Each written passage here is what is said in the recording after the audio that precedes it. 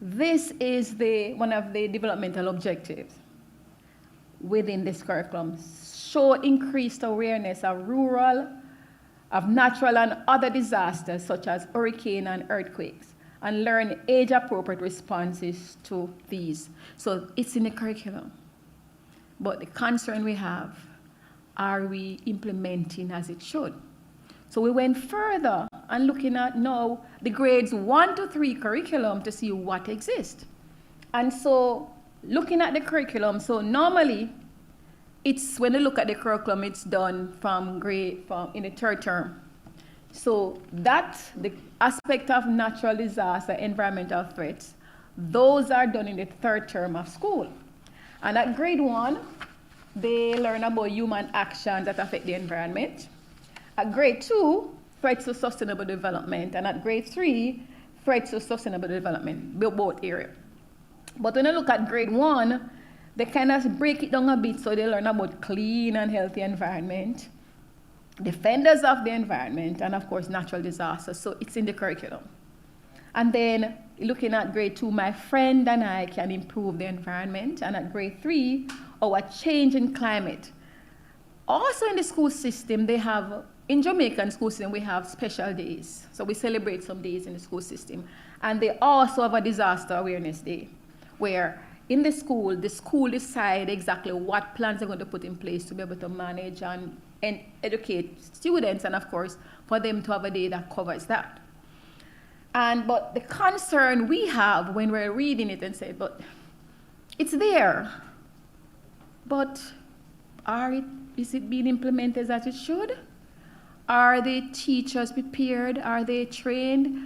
Do we have the appropriate material and things to deliver the content? It's there. And we are talking about resilience, and it's in the curriculum, but are we including it? Are we utilizing it? So that is one of the concerns we have.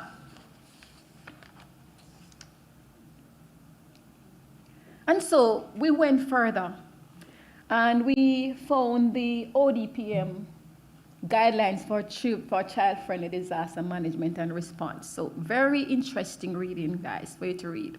And it gives you an insight into how and what should happen in case of a disaster. And so they have some of the notes here during and after the emergency. Recognize the reaction of the child to disaster as a normal within an abnormal situation. So these are the things that we should be facilitating in the schools, in the homes. So the disaster preparedness in non-emergency management has this documentation there. But we just had Melissa, we had Barry last year, just thinking, were these implemented in the system? Did we use them? Did this guide help us in the process of how we work with our young children? Or we help them to navigate the stress and strains from Melissa's impact? Because I find it interesting that this part, which we keep talking about play, which is so important, use sensitive organized play and games as tools for recovery, particularly peer group-led recreation, and provide post-disaster counseling for children and parents. I know that the Ministry of Education has started that. I know that different persons have been doing that. But is it enough? Are we reaching the people who really need it? And then the psychosocial support, from the same document. And before the emergency, so here it's saying that toys should be in the places where they stay. So I know that most times the schools that are used as places for them to stay, they normally make sure they clean out the space so they can utilize it and everything. So are these really there? Do we know that they exist? And number 3, provide psychological trauma management training for children officers, guidance counselors, community workers, social workers, and shelter managers, including how to provide counseling to children and caregivers. And so I remember the minister this morning speaking about psychosocial support and everything. This is very, very important before and after, so they're able to cope and they are able to manage. And of course, during and after, shelter management teams should implement the child-friendly environment with the aid of community educators to provide educational activities. So again, community educators. So Professor Kincaid mentioned about how some communities took over by having school and their veranda, different places. How do we get those persons involved to ensure that we provide the relevant environment, the conducive environment for our children? Now, it is very interesting to note also that reading from the Global Alliance for Disaster Risk Reduction, I think Jamaica may have maybe decided that they are going to do a better job at the schools that they are building. So the new schools, based on this data, they are being built to withstand any form of disaster. So it's not the new schools that were affected, it was the older schools that were affected. And when the oldest, we have quite a number of schools that are much older. We only have a few new schools in Jamaica. So imagine so many schools being destroyed, and schools have to be finding ways to educate their children. However, we have some challenges with our adaptation and sustainability in Jamaica. It's either weak, limited, or partial. So climate adaptation policy, weak, limited, or partial. Climate change risk assessment, sector-wide climate adaptation and action plan, we don't really know if it exists. It may exist, but not enough provided for us. Guidance to schools and climate action planning. So these key areas that are needed for the country to adapt and survive and be resilient after all the threats, we need to have these, but they are either not there, they are partially there, or they are weak support system.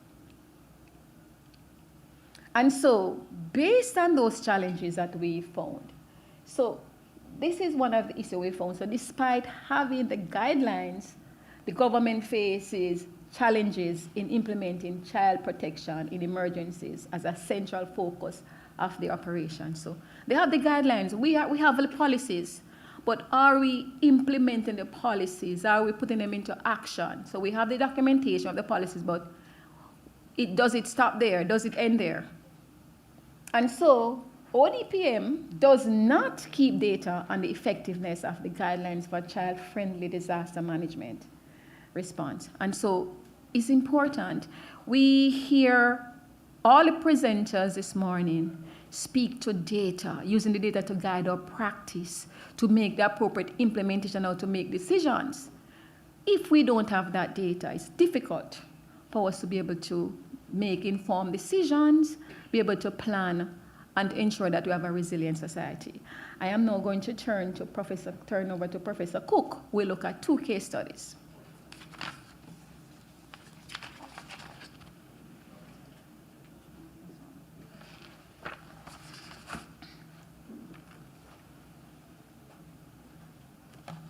Good morning, colleagues, and thank you, Dr. Cole. And I'll just continue, all protocols observed. So while providing theoretical knowledge about natural disasters and disaster preparedness is essential, it is equally important to offer opportunities for practical learning for parents and children. While adults hold primary responsibility for safeguarding children, it is equally important to provide children with the knowledge and skills necessary for self-protection and survival during natural disasters. Giving children the necessary skills for survival is also an antidote to depression, frustration, and boredom. It gives them something useful to do. Children's participation in relief, recovery, and rehabilitation is considered to be one of the best therapies for dealing with traumatic events. So it's so important for us to not treat them as passive beings, but to equip them to be very active in the recovery.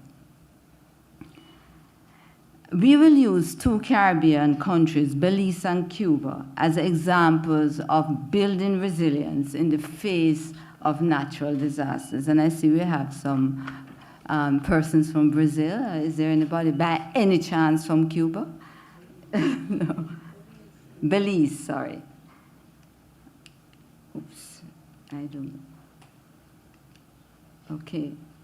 This is an excerpt from the Belize Education Sector Plan 2021-2025. You will observe that the mitigating measures that Belize targets are as follows: building capacity for delivery of remote education, which is very important when there's natural disasters and the schools are destroyed. Ensuring new facilities are hurricane-proof, and providing training on disaster preparedness.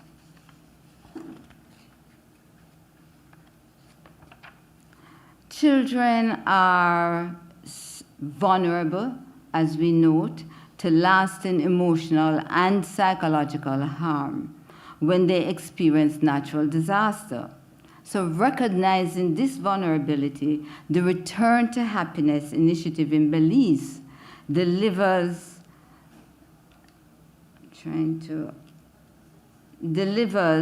a specialized psychosocial recovery program for those children who are between the ages of 5 and 12, helping them to find stability and happiness after trauma. The Return to Happiness program operates on the core belief that self-expression is the optimal path for children's healing. Self-expression. And the self-expression using creative and cultural activities. This includes drawing, storytelling, painting, puppetry. The Return to Happiness, it provides a safe space where children can gently process and explore their own complex emotions, their anxieties, their disappointments, their sadness, and their hope. The Right to Happiness methodology involves peer-to-peer healing. So they get the children into small groups. These groups are facilitated by adults who are trained, and they allow the children to express themselves, to talk about their experiences. And these experiences, it's not just taught. They will draw, they will do drama, they will paint. For example, a child may just draw a room with just black, no window. And in explaining why the room is without window, they're exposing the trauma that they have been through. What I like about this program is that it's not just the adults who are guiding. They allow the children to be part of that process. So children enter, empathize, and they're able to give advice and guidance to each other. You see how empowering it is for children to bounce back after a natural disaster.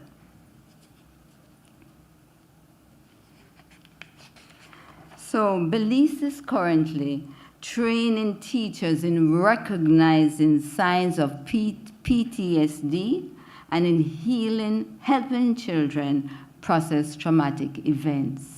They have targeted this. Belize is also actively working to integrate remote learning into its disaster resilience strategies for education. So remote learning, we tend to not focus a lot on it, but I think the natural disasters are challenging us to be more focused on developing our remote learning capacities. Now we come to Cuba. Early childhood schools in Cuba integrate the culture of prevention into their curriculum, preparing children for natural disasters. So they use age-appropriate activities like drills, again, storytelling, themed games, to teach children how to recognize risk and react to emergencies. So the goal is for children to become agents of change by applying and sharing what they learn, both within the families and across the communities. So whatever the children learn at school, they are empowered to share at home, and they are empowered to share in the communities. So they are seen as agents of change. In primary schools, students from grades 1 to 6 study the natural surroundings. They learn about their environment through daily observation. Children write about subjects such as plants, neighborhoods, plants, and when I say plants, herbs. They learn the medicine of the different herbs so that when they're stranded and they're in the remote part of their country, they can take a little mint and know that that's a tea. They can take lemongrass. It may just heal their throat if they're feeling. And so they learn these things, how to survive. They learn about the seas, the rivers, the mountains, and other components of their environment. So there's an emphasis in Cuba for children on caring and protecting their environment. In the Cuban primary schools, the disaster risk reduction, that's DRR, education is systematically integrated. In grades 1 through 4, DRR is taught within the world we live in class, which focuses on environmental discovery and preservations through outdoor activities. Students then broaden their knowledge of natural environment and DER in grades 5 and 6. In addition, students study the Cuban civil defense, learning about the national body's critical role in emergency response and risk.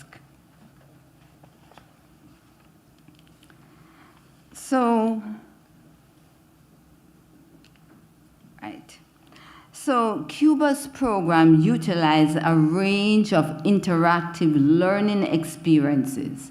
These activities are designed to empower students to analyze risk, to share knowledge, and engage their communities. So they have risk mapping and home preparation. So students participate regularly in exploratory excursions around the schools and within their communities, using their observations to identify the potential local risk. So in these excursions, they're looking for risk areas, they're looking for place of safety within the schools, and the places that needs improvement or to be addressed by the local council. Students create and update risk maps of their schools and local surroundings every 3 months. These processes encourages children to identify vulnerabilities in their schools, in their neighbors and their communities. They are instructed to discuss necessary protective measures against hazards with their families and talk about past community disasters. Learning is reinforced in Cuba with competitions, research, exhibits, discussions. They also have 2 days workshops in the communities, and the communities will come to the school. They will look at the models, they will look at the maps, and the children will interact with the adults and tell them about the risk areas, how they're thinking that, you know, we could mitigate against these. And so there is, again, the children acting as agents of change.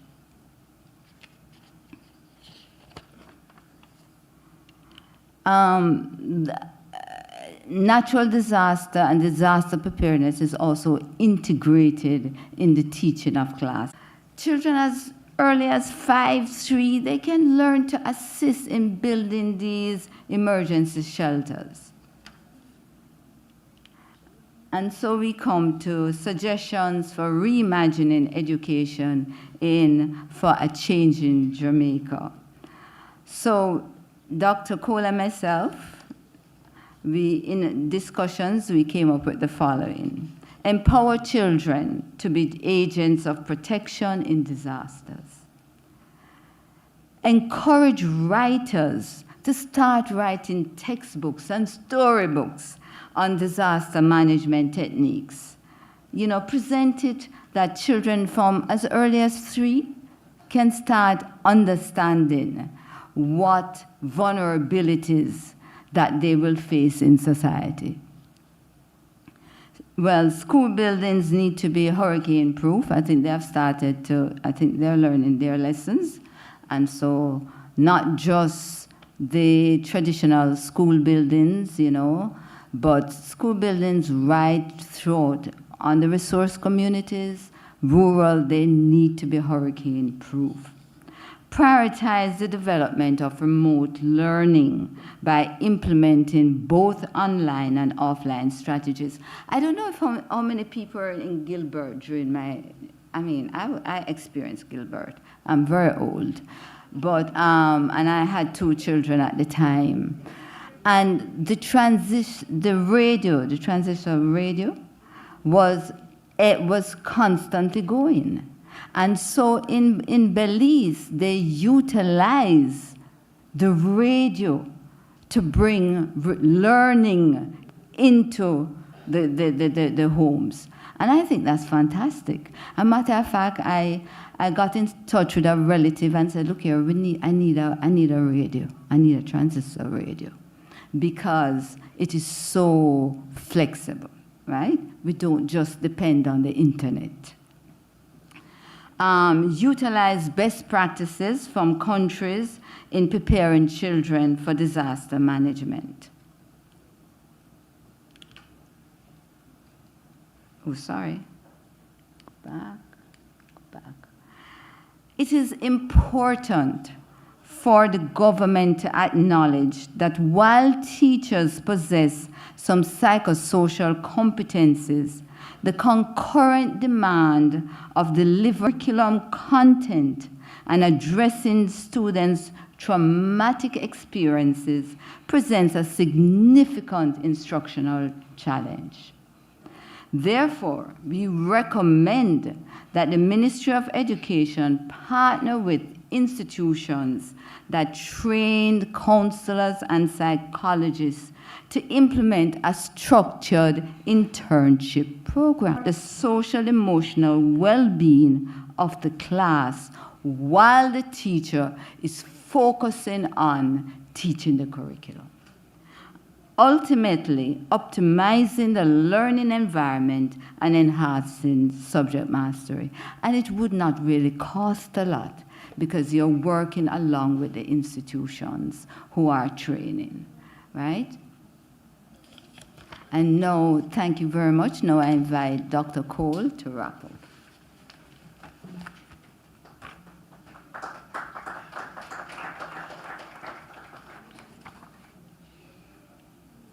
Okay, just continue some of the, continue some how we are going to reimagine our education system. And so we know that children, they have a say. We need to provide them with the opportunity to say what they feel and give them, provide them with the, understand their emotions. Let them share it. Let them say exactly what is happening to them, because if they don't, it's going to cause problem later on. So it's very, very important that we listen to the children. They have a say. And remember, they experience hurricane or any form of disaster differently. We would have experienced, I experienced Gilbert, and I was like, when this one was coming, I was kind of shaking because I was so afraid, because that's a Cat 3, this is a Cat 5. I wondered what was going to happen. So imagine a child who has never seen it yet, or have never experienced anything like that. So we have to listen to them, listen to what they have to say, and help them to speak out, talk about it. And of course, build professional communities with educational institutions and local networks. So we see that happening, but is it happening for the early childhood institutions?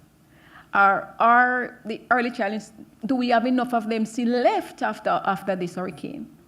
So we have to ensure that we have those in place, so at least we don't have them suffering, because as Professor Kinkley Clark said, time is important. And if we have them waiting so for a while, and I'm going to take both the psychology, the education, of course, the biology in it. So time is important. And so we have to be able to provide the framework to help the children to grow, develop, and of course, thrive. And it's so important that we keep forgetting about the educators. So yes, the students, the children are affected, but educators are affected to go and teach them. So we have to think about how we address the level of stress, burnout, and their own educators' well-being, because some of them are sent to go back to school to work, but they don't have a roof on their house. Sent to go back to school, they are walking through the mud themselves. So we have to think about how do we support them. And we have to need to have an adaptive education system. So how do we get the different stakeholders involved? How do we make sure we disseminate the information? How do we get the different persons? How do we plan for remote learning? All of those are important. And this one is so important because we see the document that ODPM has. But we need to now see them collect that data and how effective a system is working. And so when we see that, we know exactly what we should be doing and how we should be doing. And of course, learning from other countries that are similar to us, not those that are first world. And I will end with this quote from Professor Michael Taylor. He said in his article dated November 16th, emotional first aid must be treated as every bit as essential as restoring infrastructure. Alongside restoring power lines and roads, we must restore calm, connection, and care. Counseling support, faith-based outreach, school guidance programs, circles of empathy, and all the other ways the experts suggest are not luxuries, they are now necessities for recovery. So as we try to rebuild Jamaica, we think about how do we reach our children. And of course, if early childhood suffers, guess what happened? Everything is going to suffer. Thank you.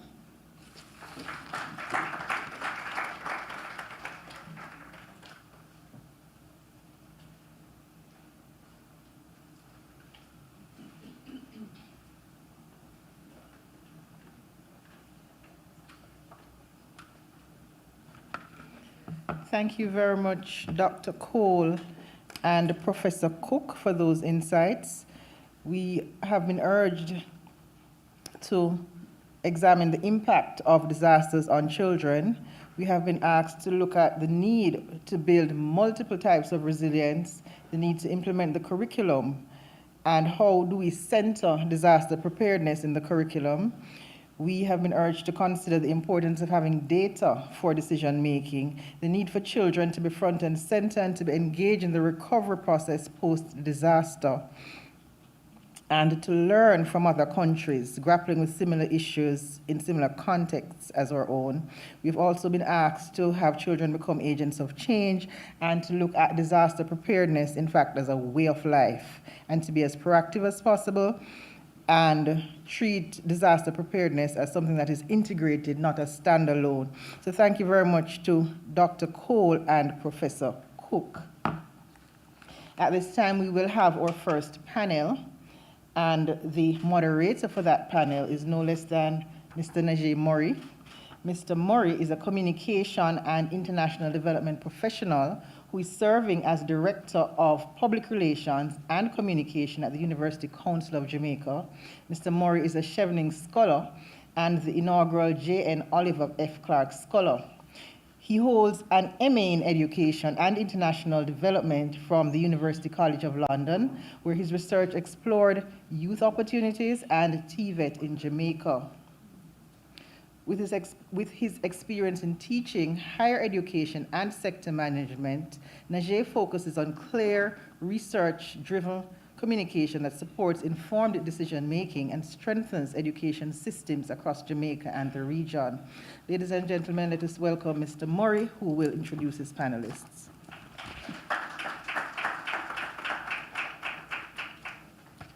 Good afternoon, everyone. Yes, great. This is a great day to have a great day, right? No, we're not whispering today. I'm certainly not whispering, am I? It's a great day to have a great day. That's correct? Yeah. Awesome, awesome. Right, so good afternoon and thank you for being here. Early childhood shapes the future of every country in this region. The strength of our childhood systems affect how children grow. It affects how families cope. It affects how societies respond to stress and change. This work is central to development. Oh, that's my picture. Across Latin America and the Caribbean region, we see steps forward. We also see strain. We see families face pressures. Teachers carry heavy demands. Services struggle through shock. Policies need to respond in a clear and coordinated way. Today, we look at childhood in a holistic way. This includes learning environments. This includes health and screening. This includes family support. This includes the structure around young children. Strong systems bring these parts together. Strong policies guide them. Countries across the region have frameworks in place. Still, progress feels uneven. Funding remains limited. Progress slows. Coordination across sectors are weak. Monitoring systems fall behind. These issues are felt by children, caregivers, and teachers. This panel brings 4 voices with deep regional and global experience. Professor Zoya Kincaid-Clark will open with the history of early childhood policy in the Caribbean and the gaps that shape the current systems. Dr. Tracy Ann Morgan-Smith will focus on Jamaica's policy, regulation, and monitoring landscape and speak to the equity and systems strengths. Dr. Emir Ozaltain will share insight on funding approaches and indicators that guide investment in the early childhood systems. Finally, Dr. Rebecca Tortello will close this round with focus on screening, referral pathways, and support structures for young children and families. The goal of this panel is simple. We bring evidence, we bring regional experience, we bring policy insight. Together, these help us to see where progress holds and where change is needed.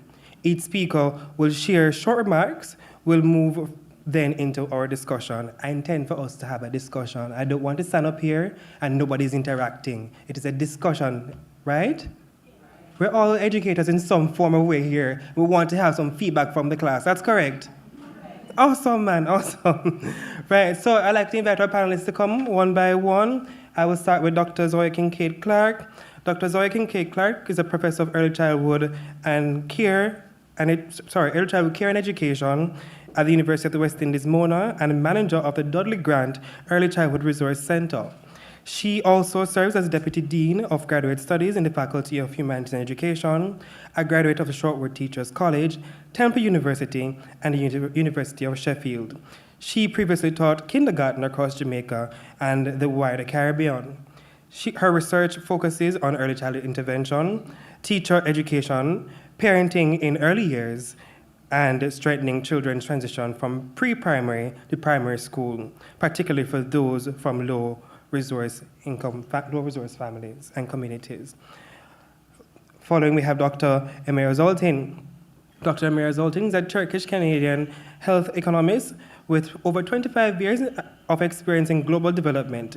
He serves as the World Bank's lead health economist for Caribbean region based in Jamaica and has held the country and regional positions across East Asia, the Middle East, and Africa since joining the bank in 2009.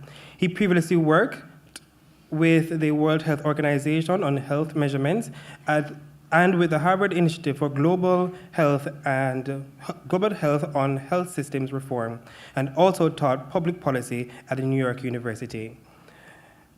Then we'll have Dr. Rebecca Tortello. Dr. Rebecca Tortello is a UNICEF Jamaica education specialist with over 7 years in the role and more than 17 years lecturing in the Department of Education at the University of the West Indies.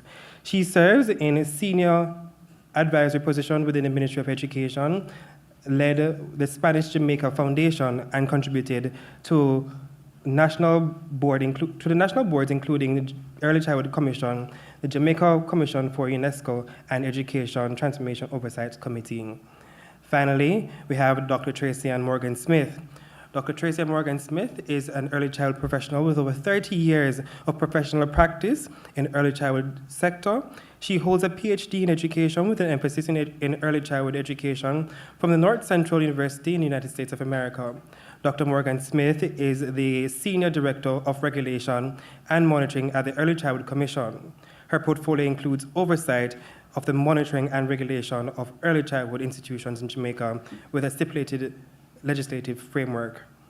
Ladies and gentlemen, our panel for this afternoon.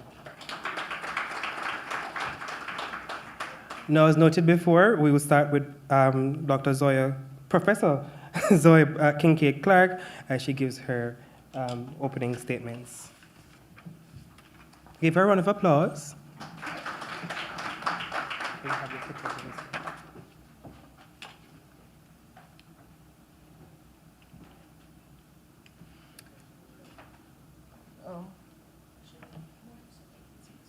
Can you see the screen? All right. Yes, I'm going to use some slides. Not many, but just a few. All right, good afternoon again, colleagues.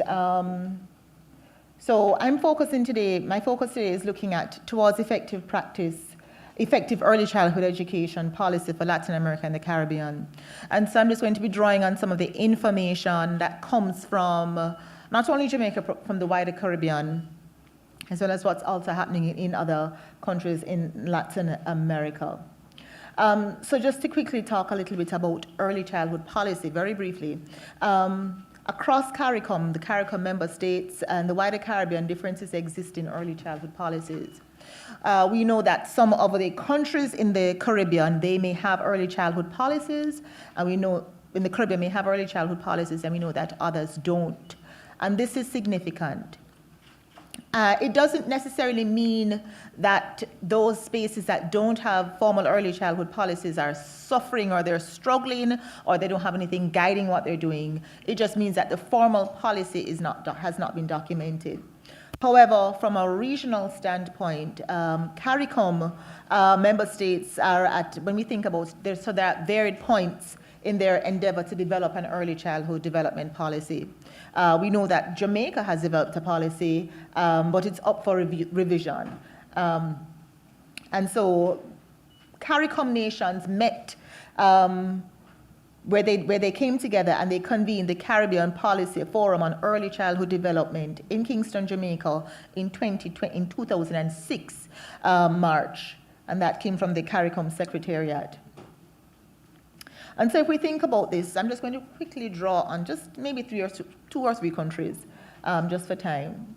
So Jamaica's early childhood policy is clear about the critical areas that it needs to focus on.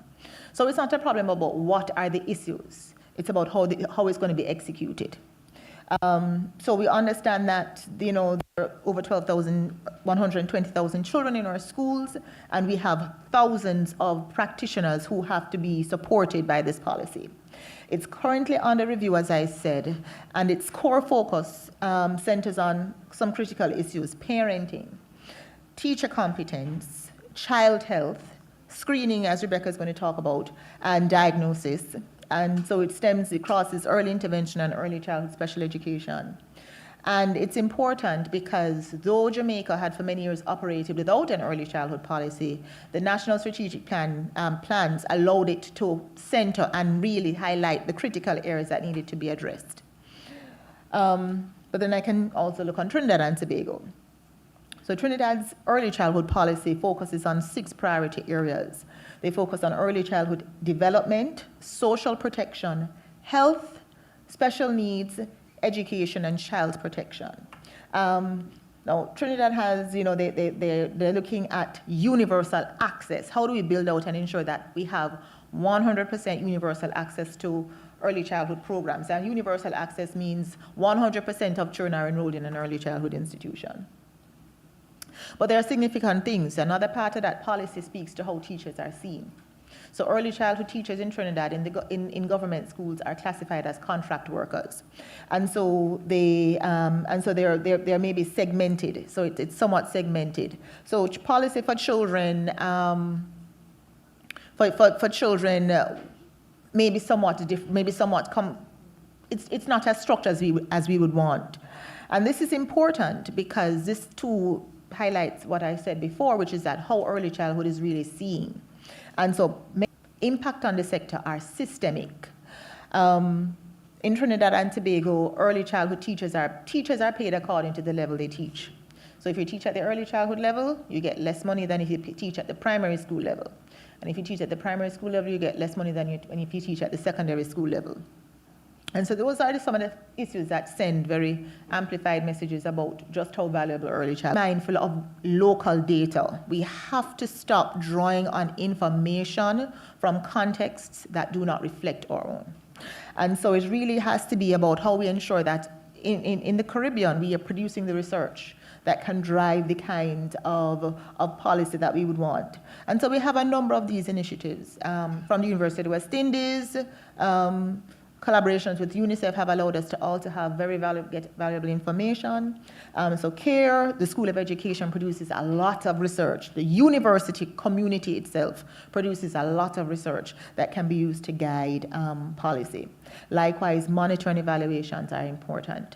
We need to make sure that's one of our gaps or one of our weaknesses across the region in terms of early childhood. We don't have that M&E framework or the monitoring and evaluation framework necessary for us to have the information that is needed in order to make sure that what we're doing is actually working in the way that we would want. And which is why, as I said before, 1941, the same issues in that Ward report, they came back again in 2004, same things, and Patterson report, and back again. So this is it. So what are we not doing right? Have we really monitored these things to make sure that these are the critical issues? Likewise, I've often said many times, sometimes we focus on the consequence of the root issue and not the root issue itself. So what are these things? So that is something we need to think about. And so let's talk a little bit about gaps in terms of policy. Funding. I spoke ad nauseum on this. The OECD recommends that we spend 1.1% of GDP on funding early childhood. We have not done that. And UNICEF says that in Jamaica, for instance, we send 4 times as much money on primary school children than we do actually at the early childhood level. This is significant. So these are some systemic gaps that result in deficiencies in the sector. The OECD also speaks about interpreting early child funding requires different considerations than at other levels of education, which is what I was genuinely trying to say here in my previous presentation. And so young children, because of the kinds of supports they need, they require more. And so we have to be creative. I'm aware that there are constraints in funding, but we need more. So young children require close and frequent adult supervision, and which raises the cost of provision. So what are some gaps from paper to practice? How do we enable and enact and actualize many of these things that we have written down on some paper somewhere and we're not implementing because of some deficiencies? So we can say, while commendable efforts are seen across early childhood systems in the Caribbean, there's a huge struggle to ensure the actualization of written goals, financing a big one, screening. What happens next? So we're getting to the space where we're getting the screening done, but what happens next? So it doesn't satisfy a parent that, okay, my child has been diagnosed with, what happens next? Or if the doctor says to somebody, okay, you have cancer. Okay, but that's it. That's what happens with many of our children. We've reached a point where we can diagnose them, but we cannot provide the intervention and the support they need. Increased enrollment. Does this actually result in increased attendance rates? So across the region, we really celebrate our enrollment rates. Costa Rica has been able to do phenomenally well in terms of moving their early childhood access rate from less than in the low 30s%, and they're really mobilized days at a time. But do we really see this in the classroom? There are some times when we know we say we have this 98% enrollment, but are 98% of our children attending school every day? That's fundamentally. So registration, enrollment doesn't actually mean attendance. That's important. And teacher competence, Jamaica and Trinidad and Tobago. Trinidad and Tobago teachers are required to have a degree, be certified in early childhood. In Jamaica, or competence request, we say that they need to have vocational training minimum. But how does this impact on the sector? What does it mean for our children? And so now, look to the north. If you're in Jamaica, you look to the north. We can look to Cuba. Cuba has done a lot of things. And so though they have many challenges, they're plagued by several challenges, Cuba has what we classify as an enviable early childhood sector. Why is this? They have been able to build out their early childhood program in such a way that it starts from the woman is pregnant. And so they invest heavily in supporting children. So they now look at the first 2,000 days of life. So that is from conception to age 6. And they have cohesive cross-sectoral and multi-sectoral collaboration, which is underpinned by the need to provide services to children from an early age and to provide high-quality teacher training, and the need to ensure participation of the family, the community, and other individuals in child's development. And so they have a program called Educate Your Child. I did French. I did not do Spanish. I will not attempt to call that word. But it says they invest heavily in pregnant mothers and young children. So from the woman finds out she's pregnant, they're on her. And this really makes a difference, because I said in my presentation earlier that a pregnant woman is a developing fetus's environment. And so if we want to ensure that all children have access to high quality environments, it means you have to start from the mother is pregnant. And thank you so much. That's me.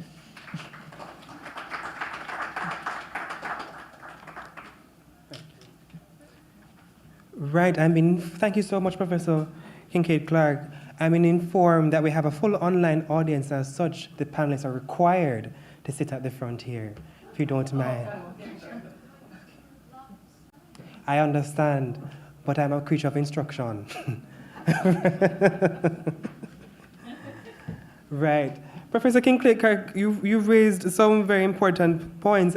I think one thing for me is that it really talks about the cycle of development. Here we are in 2025, 5 years from Vision 2030, still facing the same problems.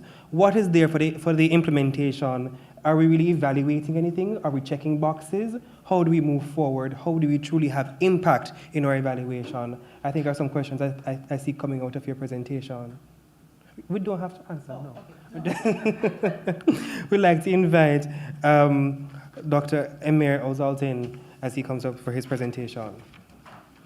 Give him a round of applause. Yes.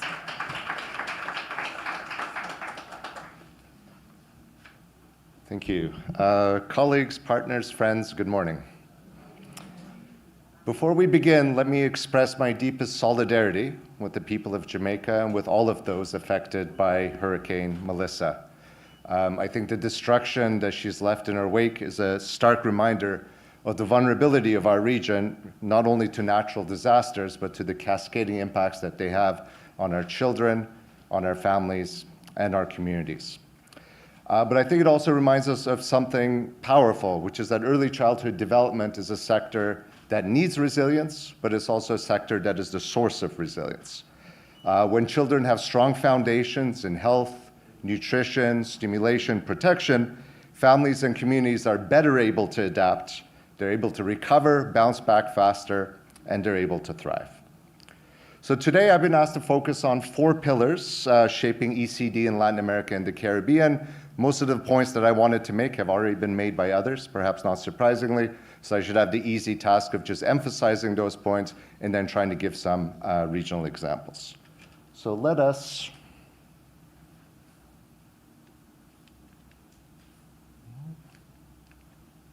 start with the foundations, because without sustainable on financing, so because without some sustainable funding, most of our best laid plans remain aspirations. So it has been mentioned, ECD has one of the highest rates of return that countries can make. So each dollar invested gets us back $7 to $13 in terms of long-term benefits, in terms of education, improved health, and higher productivity. Yet public spending in our region is fairly low, on average about 0.5%, compared to 1% in OECD countries. So to put this in perspective, Uruguay, which is a regional leader in this area, invests about $1,200 US dollars in each child annually. In the Nordic countries, the figure's around 11,000. So a bigger percentage of their GDPs and of course, larger GDPs. So what works in this area? So it turns out that a diversified approach to financing may be best. A combination of public budgets, targeted subsidies, and then innovative financing mechanisms such as public-private partnerships and targeted taxes. So to give some examples, Mexico's public financing for its universal preschool mandate boosted enrollment of 3 to 5-year-olds from 62 to 85%, improving cognitive and non-cognitive skills, and increasing high school completion by 8 percentage points. Argentina's conditional cash transfers reaches 1.8 million children, linking benefits to ECD attendance. Colombia has a fairness tax that generates $150 million annually that is earmarked for social programs. And outside of our region, Morocco's PPP preschool expansion built 7,200 classrooms and trained 7,800 teachers after floods. So the key takeaway from this pillar is that sustainable ECD financing is not a one-size-fits-all, and it requires a diversified approach and particularly flexibility to be able to respond quickly when disasters do strike. Of course, financing is only the means, and the real measure of success is in the lives that we change, which brings me to the second pillar, which is human development outcomes. So ECD is the cornerstone of human capital, yet in our region, the human capital index is 0.56, which means that a child born today will only be 56% as productive as if she enjoyed full health and full education. Nearly 40% of our children live in poverty, and millions face violence, climate shocks, and lack of access to preschool and childcare. But when ECD systems do work, the differences can be dramatic. And to give some regional examples once more, after Haiti's 2010 earthquake, children that were in structured ECD programs showed a 15 to 20% higher socio-emotional score and returned to school 3 months earlier than their peers without such access. Uruguay's ECD centers serve 70,000 children annually, and they improve cognitive readiness by 10 to 15%, reducing grade repetition, again, even after floods and disasters. And Mexico's preschool reform improved academic achievement and non-cognitive skills, measurements that were durable 2 decades thereafter. And finally, studies from Colombia, Chile, and Uruguay show that ECD access reduces gender gaps in unpaired care work by 16 to 12 hours a week, enabling women's labor force participation. So in other words, preparedness and recovery aren't abstract concepts. They can be measured in terms of real outcomes. Attendance rates after storms, nutrition, safe learning environments, and the indicators are clear that resilient ECD systems help children recover faster and for families to regain stability. So how do we scale these successes? This is where partnerships with international institutions and development partners can be critical.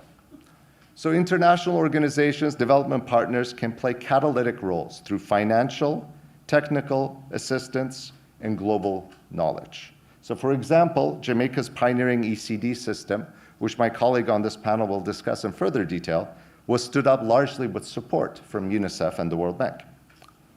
At the World Bank, our approach is multi-sectoral, linking health, education, social protection, and other critical sectors for ECD. Our portfolio in this region includes $2.3 billion across 36 projects for ECD, and we have another $400 million in pipeline investments. Some examples include Guatemala's Crecer Sano, which provides integrated health, nutrition, and ECD for 1.8 million beneficiaries. Argentina's integrated ECD project, which expands childcare for 138,000 children under 4 and links cash transfers to educational compliance. And we have a pipeline project in Belize, which I very much enjoyed chatting with our Belizean delegation during the break, which is aimed at improving ECD infrastructure, childcare quality, and teacher training linked to improving female labor force participation. Of course, big challenges remain. Being multi-sectoral means coordination across multiple ministries and multiple agencies, which can very much slow down implementation. And traditional ECD programs rarely embed disaster risk measures. Today, only 30% of ECD projects at the World Bank globally include climate resilience components. Our priority is to change this. And finally, let us talk about partnerships beyond government.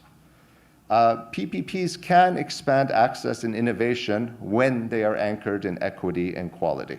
So again, to give some examples, Morocco's PPP model enrolled around 150,000 children, enabling rapid recovery after floods. In China's Guangxi province, increased kindergarten enrollment by 20% in 3 years through incentives for private providers in public spaces. Rwanda's PPP childcare supports 84,000 children and trained 45,000 caregivers, improving maternal employment post-disaster. And here in Jamaica, NGO partnerships in previous disasters rebuilt over 200 ECD centers, cutting downtime from 12 to 6 months. But PPPs do need strong government oversight to avoid inequality and poor quality. Standards, monitoring, and including incentives for resilience like emergency grant and insurance can have a big impact. So in closing, the path to resilient and sustainable ECD systems is not easy, but it is essential. It requires bold leadership, innovative financing, robust data, and above all, partnership across sectors, countries, and communities. So let us honor Dudley Grant's vision and the resilience of the Jamaican people by ensuring that every child in our region has the foundations to thrive, no matter what tomorrow brings. Thank you.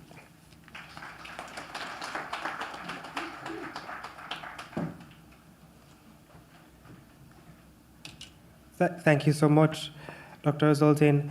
Right, when listening to Dr. Zoltan, some of the things that came up for me is we should probably shift, I want to say this very quietly, from a human capital approach, probably something that is much more capabilities-based approach when we're looking at developing our early childhood sector. Is it really something, I want to say this very quietly, is it really something that we should be focusing on the cost benefit of the student and rather not the holistic development of the student? And probably that exists in the human capital approach to it. But then as you said, there's aspirations and funding. How do we balance the two? How do we make our funding meet our aspirations? Are questions we have to answer. But nonetheless, we would like to hear now from Dr. Tracy and Morgan Smith. for her presentation. Oh, sorry, my bad, Doctor. Yes, Tortello, sorry.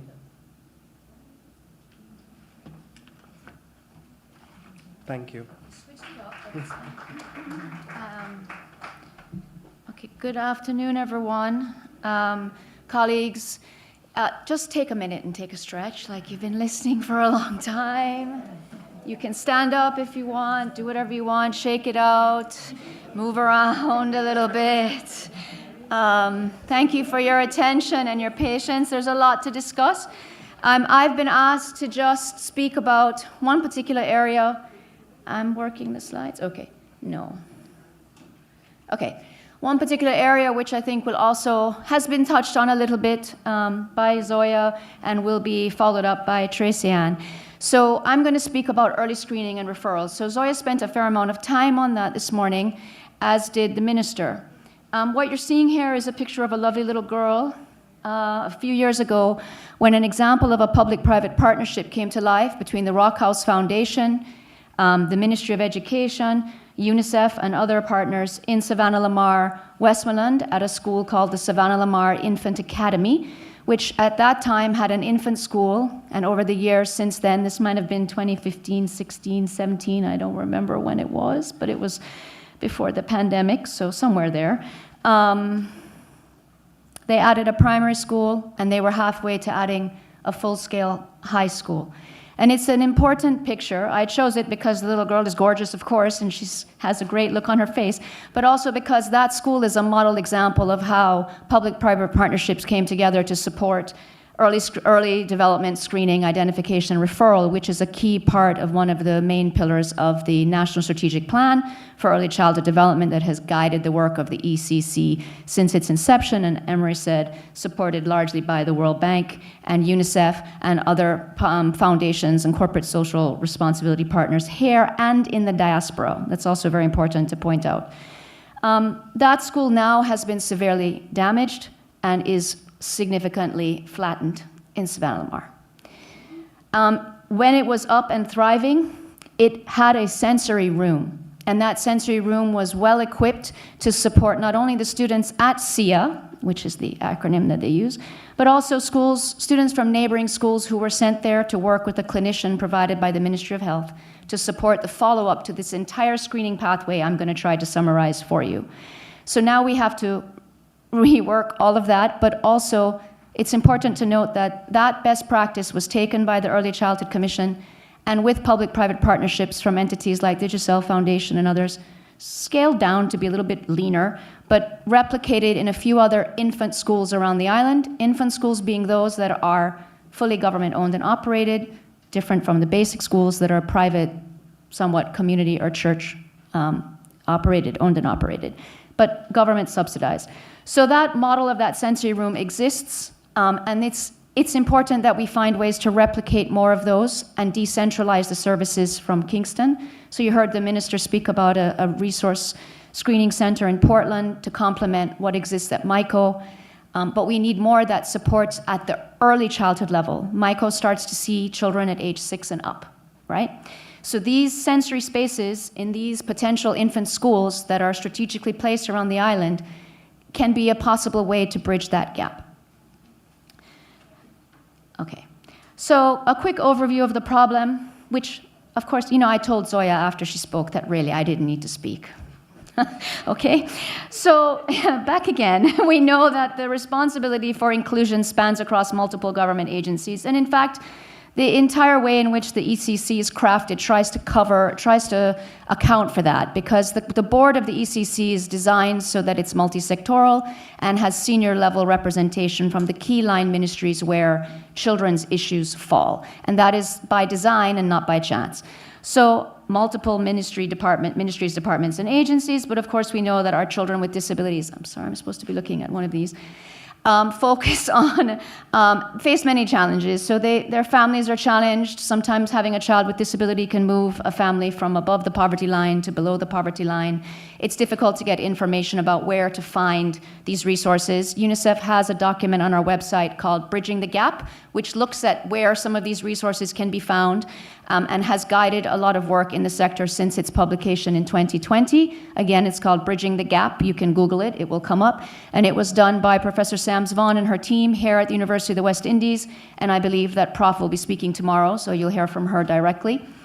So our children with disabilities have higher risks and their families, this risk of discrimination and exclusion. I mentioned the socioeconomic factors that can exacerbate their general life opportunities, and of course they have limited school attendance and healthcare access. So we recently completed a multiple indicator cluster survey, that's what the MIX stands for, in 2022, and for the first time we ran a tool that focused on inclusion. So this was developed by a group called the Washington Group, I guess because they're based in Washington, and it gave us important data on a sector that we really did not have a lot of data on in the past. And so every time we run that mix, we will again run that. And so the 2022 data is baseline data, and the mix was completed with support, again, public-private partnerships, the IDB, not the World Bank this time, the IDB, UNICEF, Statin, and the government of Jamaica. So there was a lot of capacity building that took place to enable us to execute that survey. So I want to make that point as well. Looking at the numbers here, we saw that 5% of children in the age range 2 to 17 have functional disabilities. 60% of them tend to attend school regularly, as opposed to their peers, where we see 90% of those without disabilities. 40% of children with disabilities have unmet healthcare needs, and over 50% of parents report that their children face some form of discrimination. I don't think any of that comes as any surprise to anybody in the room, but the numbers also bring it into stark appearance. Now, this is a pathway document, a summary of a pathway document that we've worked on with the ECC and with numbers of partners across those MDAs to develop, and I have copies here sitting beside Emre, to hand over to the ECC, which will go out to our clinics around the island. And the pathway really begins, as you heard Zoya say, before the child is born. So it begins with the pregnant mother. And then Jamaica has a tool called the Child Health Development Passport. How many of you have heard of that CHDP, another acronym? Please raise your hand if you've heard of it.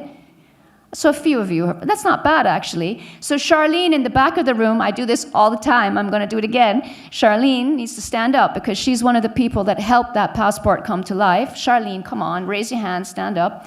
And she's currently, that's Dr. Charlene Cordesai.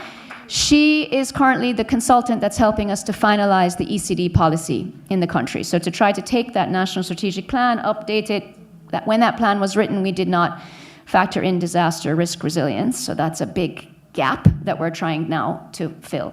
So the CHDP is one of those first tools, and I also want to make sure or emphasize everyone in this room understand that this is not a given. Many, many countries in the world, far more developed, considered to be far more developed than Jamaica, do not have a CHDP, which is in essence the first form of screening if used in that way. It also has a lot of tips for parents on overall general health and development. And then we go to the early screening system. So that was also mentioned by Zoya. We have the Age 4 assessment, which is administered to all of our students nationally by the ECC. Again, this is no mean feat. This is not normal in many countries in the world. The fact that we have an overarching body like the ECC that regulates our ECIs, and that our ECIs that are largely privately owned and operated comply with the requirements to submit all the information that the standards ask them to submit, and go through regular inspections, and go through in-service training, and comply and comply and comply, needs to be underscored as a significant achievement in the early childhood sector in this country. And it wasn't done by the ECC alone. It was done because, importantly, in this country, early childhood, even though it may not be reflected as much as we would like in the funding, it's not a sector where we have political football taking place. Both parties in the country maintain support for the idea that early childhood development has a high rate of return and it's critical to national development. Yes, there are funding constraints and challenges, and this hurricane is going to put us back even more, but yet we press on. And the fact that the ECC has been maintained and continues to try to do its work with what really is a very short staff. Okay, let us just take a minute to acknowledge that. As Zoya said, the development officers do amazing work to try and support 2,300 plus institutions. It's not 1-to-1, it's not even 10-to-1. I don't even know what the number is because it's big time math. Yeah, so that's one point I want to make. So the age 4 is not given to the children as a test where they sit at 4 with a pencil and they answer questions. That's also something that I want to point out. It's important. When I say administered, I don't mean they're taking an exam.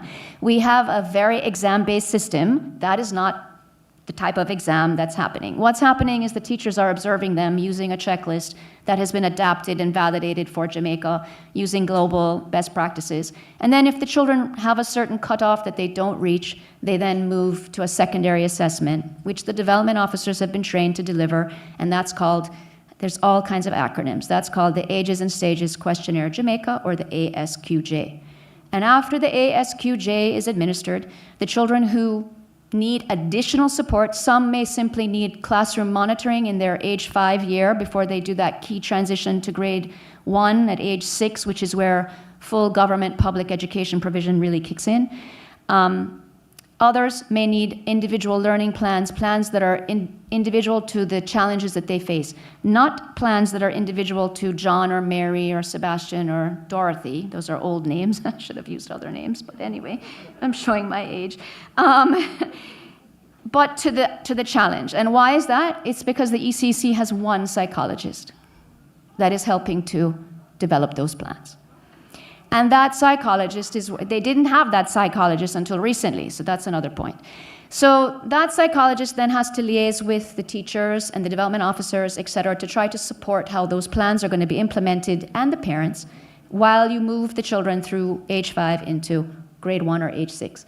Then there are others. There's the grade 1 individual learning profile, which is administered nationally. Again, this is now a test with question and answer to the child and the teacher, and is really it's just a check-in. What does the child know at the time that test is given in grade 1? And ideally, the teacher uses that data to help work with that child positively to support his or her progression into primary school. We need to do more on sustaining that transition, or improving and then sustaining those improvements between early childhood and grade 1, and that's actually one of the sub-pillars of the National Strategic Plan. So there's also family at-risk screening tools that work in the clinics and in the health sector that complement the work of the age 4 assessment. The proper full name of this age 4 assessment and its sub-tools is called the Jamaica School Readiness Assessment. And what would that acronym be, ladies and gentlemen? The JSRA. So what is the way forward? We know last year when this assessment was given, just like 27,000 children, I don't know the exact number, Tracy knows the number, some 11,000 children were referred for secondary assessment. Please understand that 11,000 children cannot be properly assessed by the number of development officers that the ECC is currently able to employ. So this system is very much still a work in progress. There are many things that we need to do. Among them, we're going to finalize the policy with Charlene's help and the help of many people in this room.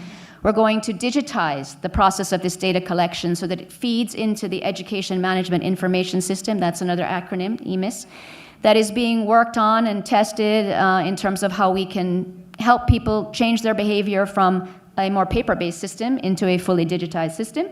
We're going to expand access to teaching materials like accessible books that are on different digital devices and can include children with different learning styles and learning abilities. So it has sign language embedded, the words light up, the font is chosen for children who are dyslexic. You can stop and start it. There's activities embedded in it, so it's just more interactive overall. We're going to try to embed more regular use of monitoring tools like the MIX, the Child Development Checklist the ECC uses, and of course use the EMIS as it is built out. And design and action more media and outreach initiatives like the I Am Able campaign. Some of you might remember that Digicel worked on a few years ago in partnership with UNICEF and others to help reduce the stigma that our families and their children face, and expand the sensory spaces that I mentioned at the beginning of this presentation, trying to maximize locations around the island and schools that are already doing this kind of work like McCam, I'm looking at Paulette here right in front of me, and others in that subgroup that are working in mixed ability settings. And that's it for me, for every child, inclusion. Thank you.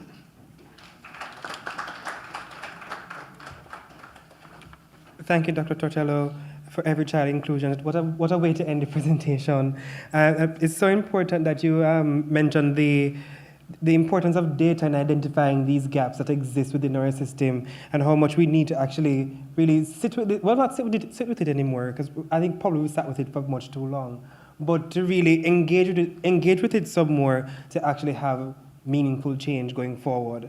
And with that being said, we invite Dr. Tracy and Morgan Smith. Did I get that right? Morgan Smith for her presentation.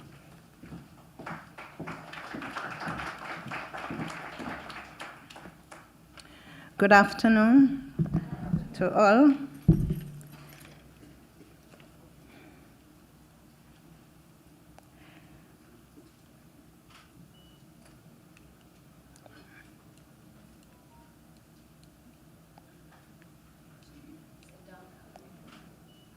I'm moving. I'm trying to move my slides.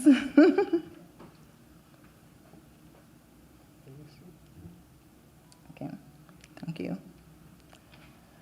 Okay, so we are looking at going towards an effective early childhood education policy for Latin America and the Caribbean, and we're going to look at the Jamaica context. The overview of my presentation, we look at the current context of Jamaica, where we operate in a cross-sectoral collaboration framework, framing ECD, and what's the current status of Jamaica's ECD policy. If you were listening, you would have heard. It's under review.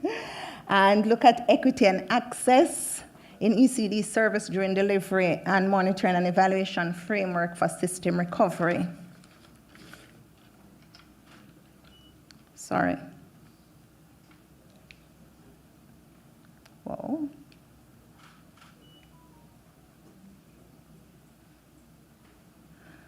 Okay. So the government of Jamaica recognized ECD as a key strategic area for national development. So through the Act of Parliament, the Early Childhood Commission Act of 2003, the Early Childhood Commission was established. It is the central agency of ECD coordination in Jamaica. With legislative powers, it is given regulatory powers, and also what is critical and crucial is the cross-sectoral responsibility for national policy formation and compliance with international agreements. Now, it is very important to note that the whole aspect of cross-sectoral collaboration in framing Jamaica's ECD policy framework is arguably Jamaica's strongest area of alignment. The curriculum guidelines are built on the principles of integration and coordinated services. And we understand that the UNCRC, the very nature, recognized cross-sectoral responses in linking Article 24, Education, Article 28, Protection, Article 19, and Social Services, Article 26, as fundamental approach to multi-sectoral and cross-sectoral coordination. So Jamaica would have used this framework as the impetus for ECD framework, and that's a strong point for us in Jamaica. The very nature and composition of the Early Childhood Commission Board, its mandate is represented in cross-sectoral coordination. The Early Childhood Commission Act mandate who the 20-member board should be, and we must have persons from health, education, social services, and child protection, and this is directly institutionalization of CARICOM and UNCRC mandates, and this ensures that the whole child perspective is embodied at the highest level in Jamaica, so that's very good. We recognize that ECD is multi-sectoral and it spans across areas such as health, education, and social services. In an effort to effectively execute its mandate, the ECC has developed what is known as our National Strategic Plan. We are at NSP 4, and this is the trajectory in which we would take, looking at a national focus of how as a nation we will build out ECD. And again, the NSP is very cross-sectoral and multi-cross-sectoral in nature. So NSP was 2008 to 2023. At each period of the NSP, it's 5 years. So we are currently at NSP 2023 to 2028, and that establishes the priority of the sector. The NSP serves as a roadmap to document the programs and services required to establish structured foundation for improving the ECD sector in Jamaica. The NSP's fully integrated framework that addresses the holistic development of children from birth to age 8, and so that they can survive and thrive in healthy, safe nurture and ready-to-learn environment. Now, just going to show you what are the strategic priorities of our NSP quickly. It looks at a lifestyle. Professor Clark speaking this morning about our curriculum. I also heard the presentation. How many persons would have known that we have in our early years curriculum the whole aspect of disaster resilience? And just to say that we are in the process of doing our new ECD curricula. And so climate change, and I heard Mr. speak again, gender-based is there. So it means that Jamaica is very current and relevant, and that we are not reactive, but that we are proactive, and that the dialogue is there, and that we are seeing where we are going with ECD in Jamaica, a coordinated approach of the delivery of ECD services, evidence-based decision-making, public education, and for NSP4, there are 2 critical areas that we're focusing on. I remember Dr. Taylor coming down and seeing child rights is one of them. And guess what's the next one? Climate change. And what a time for us to be focusing on that right now. So we're seeing that we're there, we're getting there, and we are aware, and resource mobilization. So this is a framework context. Although we do not have an ECD policy, we have core ECD policy elements currently in place as the policy is now under review. And so if you see, we have established enabling environments. You see that we have legal framework, right? We have intersectoral coordination. We have some amount of finances, although there's a huge gap. I saw Professor Clark showing that we need at least 1% GDP. For 2024, that would look like $173 million to fund ECD. And that's a lot, right? So we have implemented widely. So we look at coverage, equity, access, right? The scope of progress, monitoring and assuring quality. So we have data available. We do have data available, plenty of it too. Quality standards, right? And compliance with standards. So here we are at that right green triangle. That's where we are right now. So where we are, where we need effective ECD policy for all children reaching their optimum potential. And it's very important for us to say currently there's a policy environment in which we are operating, right? And there's a strong push towards system strengthening, moving from mere access to focus on high quality, equitable services. So this is where we are. So the policy is being finalized. Dr. Tortello asked our consultant to stand. She's here. So what you're saying right now is important to her, and it's a very opportune time we are in for Jamaican ECD, because our policy now is being framed, under review, and is finalized. And these are the objectives of the policies: to promote the rights and holistic development of children 0 to 8 years, strengthen parental and community capacity as primary caregivers, improve infant and child survival, health and social readiness, ensure inclusion and equal access to children with special needs, enhance quality and compliance across ECD programs and institutions, and to strengthen monitoring, training, regulations of ECD practitioners and institutions. So this is what the current policy under review, these are the objectives of it. So if we are going to look at equity and access in ECD services during recovery, first of all, we need to look at targeting support for vulnerable communities, and this is very important because we want to approach things under rights-based approach, and it is important that we do that for our children.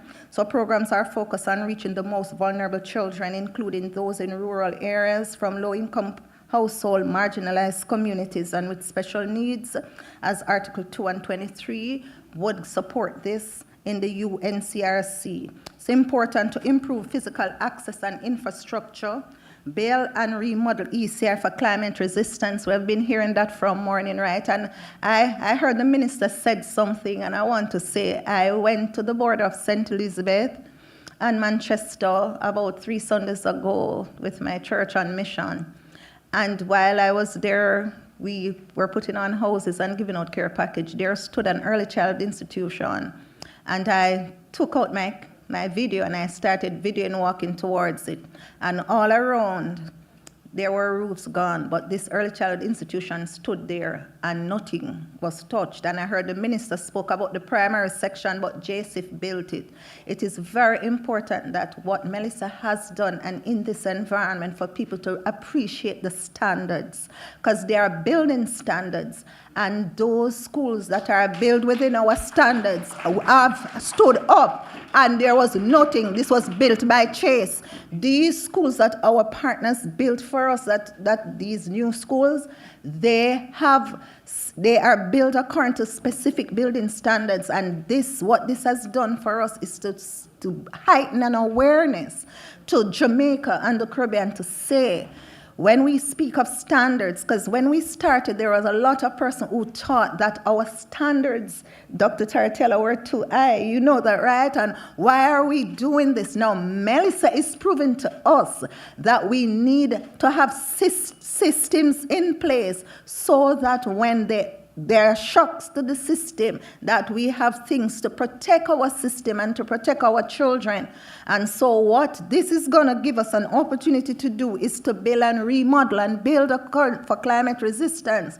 And so now I said earlier, because we are doing assessment of institutions, and I said to my seniors that what we do now when we reach out, persons want to give, persons want to help, is that we give by the standards. So if you're going to build an institution, if you're going to help, this is what is needed. So it means we're rebuilding stronger. And this is also, for me, an opportunity for ECD to move forward in the way that the standards say, because now we don't want to build schools a particular way, because there are going to be more hurricanes and they're going to be worse and worse. They soon pass 5, we soon go on 6 and 7 category, right? We are in a geographical area, and sad to say, we don't use the amount of carbon that we get, the blunt of the people who don't care about the environment so much, but we, the developing countries, are the ones in the region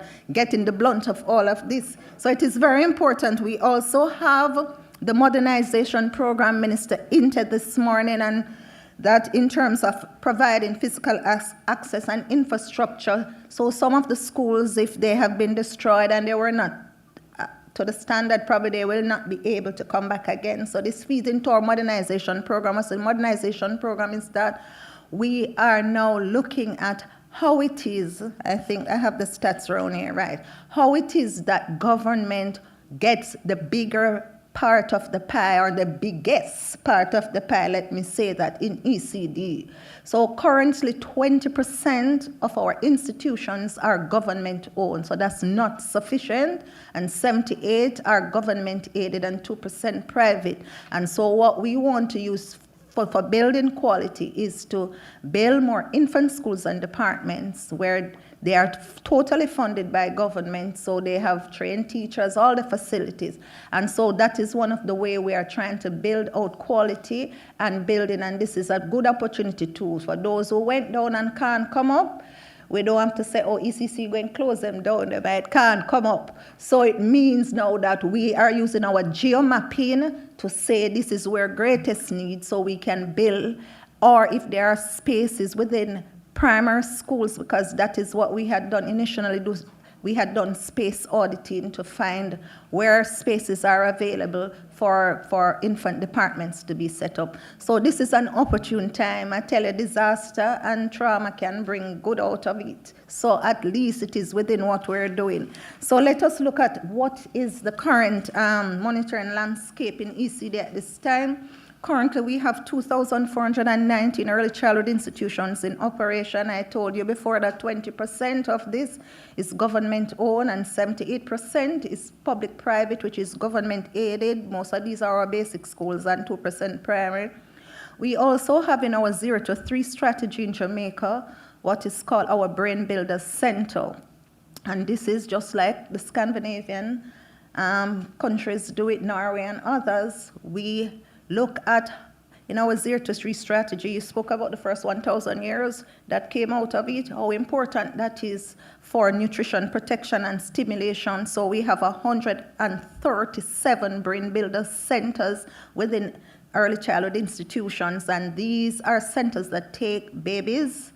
They are like government daycares, and we fully furnish them with all the things they need. We give a cook, we give a janitor, we give a trained teacher. And so this is also, we're trying to build out quality so that there's a transition from daycare into pre-K.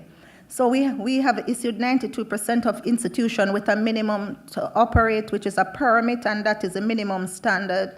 And currently we have 13.5% of the sector that has the gold standard, and that is certification, and that's 325 institutions. When we started, persons didn't think we could have a school certified in Jamaica. We have schools here with systems and programs that meets a standard that can be taken up from Jamaica and placed in any country in the world. And that is what we're talking about. And so currently we have 104,246, and this is our census for 2024 now, Dr. Clark, that we have had. So what does monitoring, the last thing, what does monitoring and evaluation framework for system resilience looks like? So Jamaica has established a robust M&E framework centered on the 12 national standards. This is through legislation. We have robust quality assurance, inspection, and compliance, and this is important. We want you to know that every institution, the benchmark for quality, whether you are private, whether you are public, that is standardized. And so we are able to go into every single institution. As a matter of fact, our inspectors are gazetted officers. They work with, it's called the power of entry, like a police officer coming into your house. They have the right to investigate anything inside an early childhood institution. They have the right to request documents. They have the right to inspect and to ensure that our children are safe. I don't know how many of you know that ECC has a regulatory power to request that ECIs be closed, and we have closed them. You know that? Yes. So I want you to understand that Jamaica has a framework that is robust for quality assurance, inspection, and compliance. And we talk about early identifications and development delays in the Jamaica School Readiness Assessment. Dr. Taratello spoke about our early screening, and that's a big benchmark for us. I want you to understand that, and as part of our NSP early screening, and we want to look, that will be in our policy, how important it is. And so I heard Dr. Clark spoke about what's next, and that is something Minister said, and I remember about the week before COVID in a meeting with PACE, and that was something she said, what's next? Because we now have our children doing secondary screening and referrals and so on. But one of the things in Jamaica that was said again, we need more professionals who are able to assist our children when we identify them. But it is a start, and that's a gap in our system, but it's a start. And I just want to tell you that about 2 months ago, the Early Child Commission just hired our first child psychologist. And so I want you to know that We do not have the funding we need, World Bank, but we have the framework and we have the commitment of the people in the sector, people who work very, very hard. Team ECC at the back, let me see you. Very, very hard to ensure that the children of Jamaica, trust me, it's hard work, that the children of Jamaica, we look out for them, that they are cared for and protected. And most importantly, the data from JSRA, we want to use it to make our system more responsive, right? It's very important. That's what data does. And we have a data system. We have the registration and information system that collects all data within our sector, everything. And our 12 standards are very, very, very inclusive and very detailed. So we have data, right, to track trial outcomes. We will have the data from JSRA as well, and for infrastructure needs and vital for long-term planning and crisis response, and that is critical. And so in concluding, Jamaica has a well-structured early childhood policy framework that is recognized regionally, because Jamaica is the leader in ECD regionally. You know that? Yes, we are. Right? Its strengths lie in the comprehensive legislative clear standards and a strong commitment to cross-sectoral collaboration. When evaluated against CARICOM guidelines and UNCRC, UNICEF, and UNESCO standards, Jamaica Early Childhood Policy Framework is robust, rights-based, and largely aligned with regional and global best practices. So our ECD policy, which is now being finalized, is the ultimate purpose is to uphold children's right to holistic development and empower families and communities to actively support early childhood growth, development, and protection. That's the end of my presentation. Thank you very much.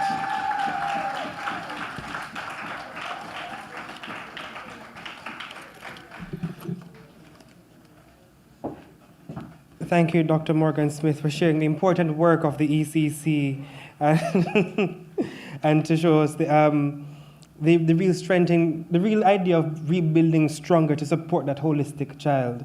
And I'm sure many of us who have children at home, I don't, but I do have a little sister that I'm sure, well, she's past the stage now, but had she been at this stage now, right, she'd be benefiting from some of these changes that are about to come. And probably she'll give me less talking. Who knows, right? But we'll move on to our question and answer section. We have a few questions here, starting with Professor Kincaid Clark. Could you tell me what long-standing policy issue still shapes the early childhood system in the Caribbean? Are you able to hear me? Yeah. Great. Well, when we look at it collectively from the regional standpoint, we have to look at the teachers in the sector. I'll say how we define an early childhood teacher, understanding that teachers need certain competencies, but how does that look? We have given certain guidelines. So we say that teachers need to have whether a degree, they need to have vocational training, but we haven't specified in what area. And this may also result in gaps. So we understand that early childhood education is quite different from other levels of education because teachers need to have use certain skills and practices that are unique to the sector with children. Mm. But many of our teachers across the region, this is not only Jamaica, across the region, teachers may have qualifications in many areas and still be able to teach in the early childhood classroom. But it highlights an important point for professional development. Mm-hmm. It highlights an important point for ensuring that when we have early childhood teachers, they can stay in the sector because they're going to be paid sufficiently. I understand. Thank you so much, Professor Kincaid Clark. My next question then is, I know we want to build and want to build back stronger, but that takes time. Yes. So which changes in policy would give us the fast improvement for children and families? Well, I don't know about fast, mm-hmm. and that's the problem. We really need to be using that monitoring and evaluation to make the key decisions that are needed to drive the sector. And we understand that many young children, especially now, and their families are vulnerable. And so it really highlights the need for us to provide the kind of support that they need. And in my mind, as a region, perhaps we can start to think about wraparound services for young children, using their schools or using the community, using churches if they still exist, as a space where children and their families can be supported. So when we're dropping off the care packages, what other support can we provide for children and their families at that time? Can it be we have counselors with them so that the parents can get the counseling that they need? Can we also drop off supports in terms of materials for children? You know, that pink teddy bear that the minister said she saw on the line, for me, is in my head. And so the kind of support services in terms of wraparound, meaning services that provide and cater to the whole child and their families, because many families at this point are also vulnerable. Thank you so much. Thank you so much. Dr. Zoltan, which you mentioned a lot about public-private partnerships, but what I want to know is which funding approaches support a stronger, more stable early childhood system in this region? Is this working?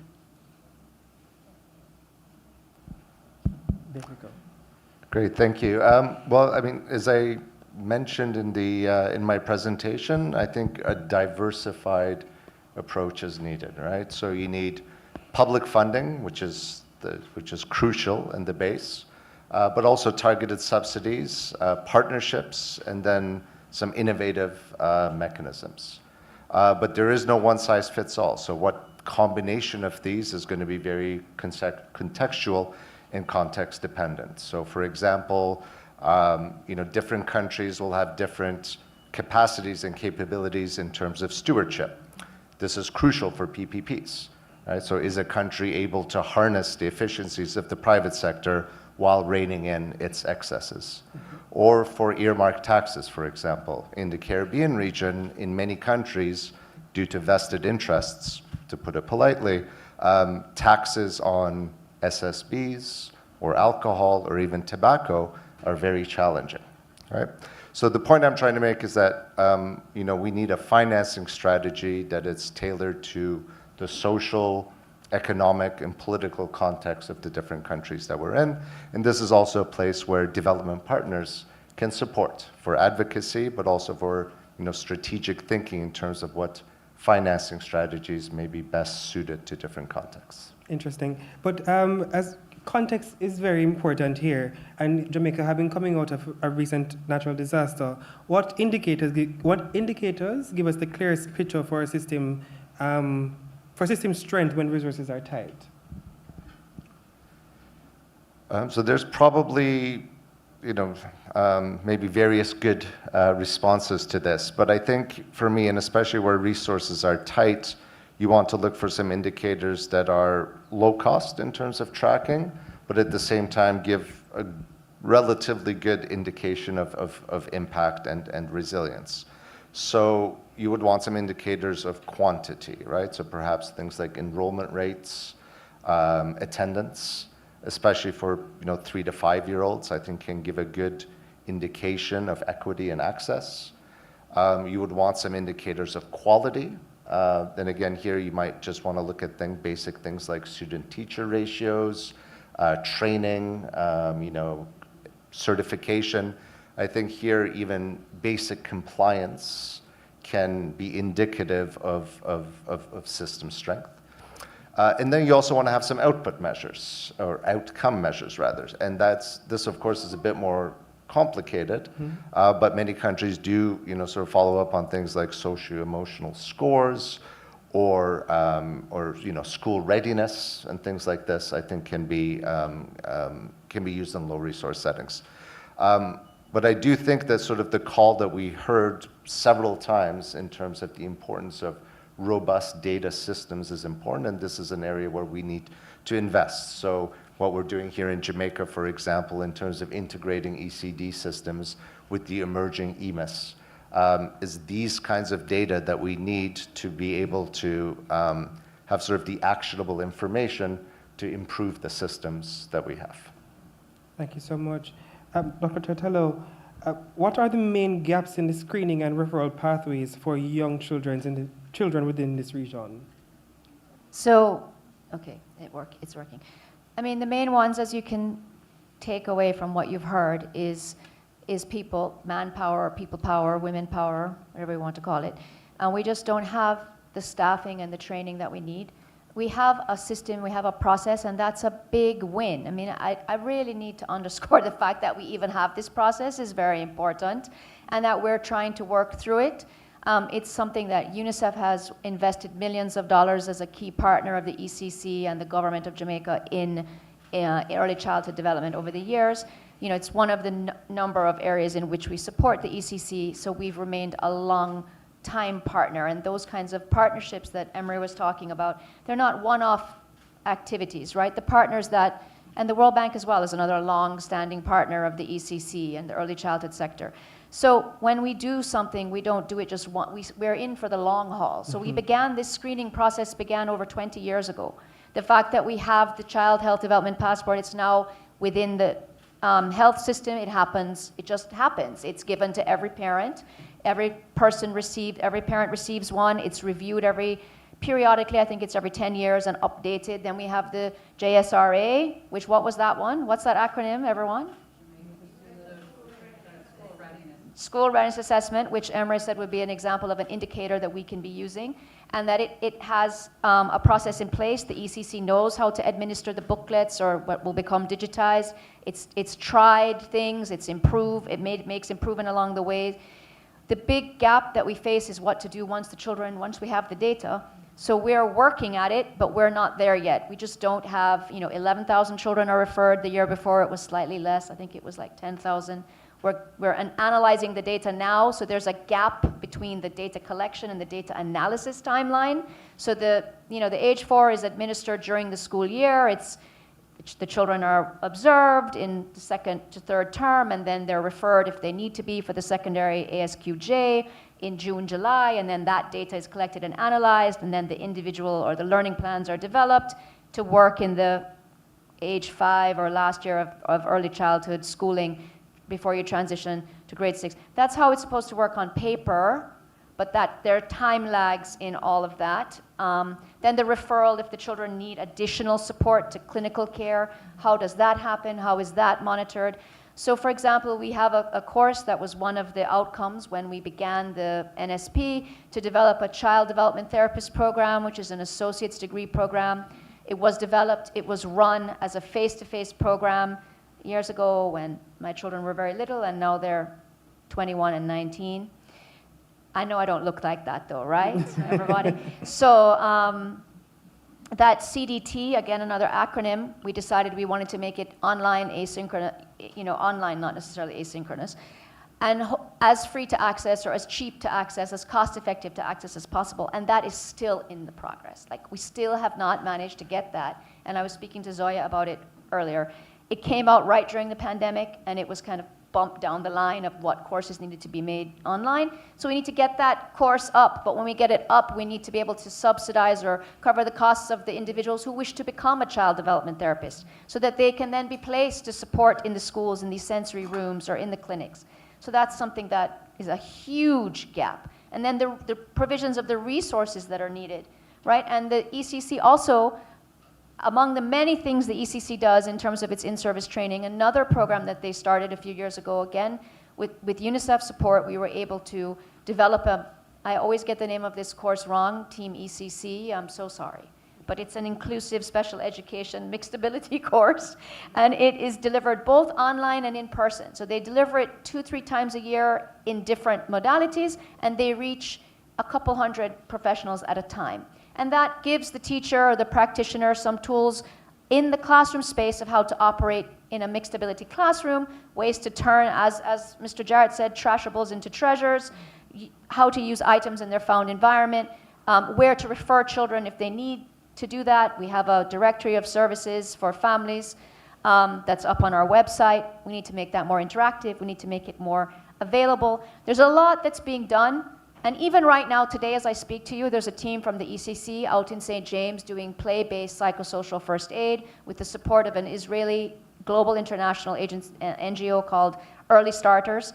And UNICEF has sent materials with them, et cetera, to help model training that they did for all the development officers on how to do psychosocial first aid with young children and engage with the parents and the teachers.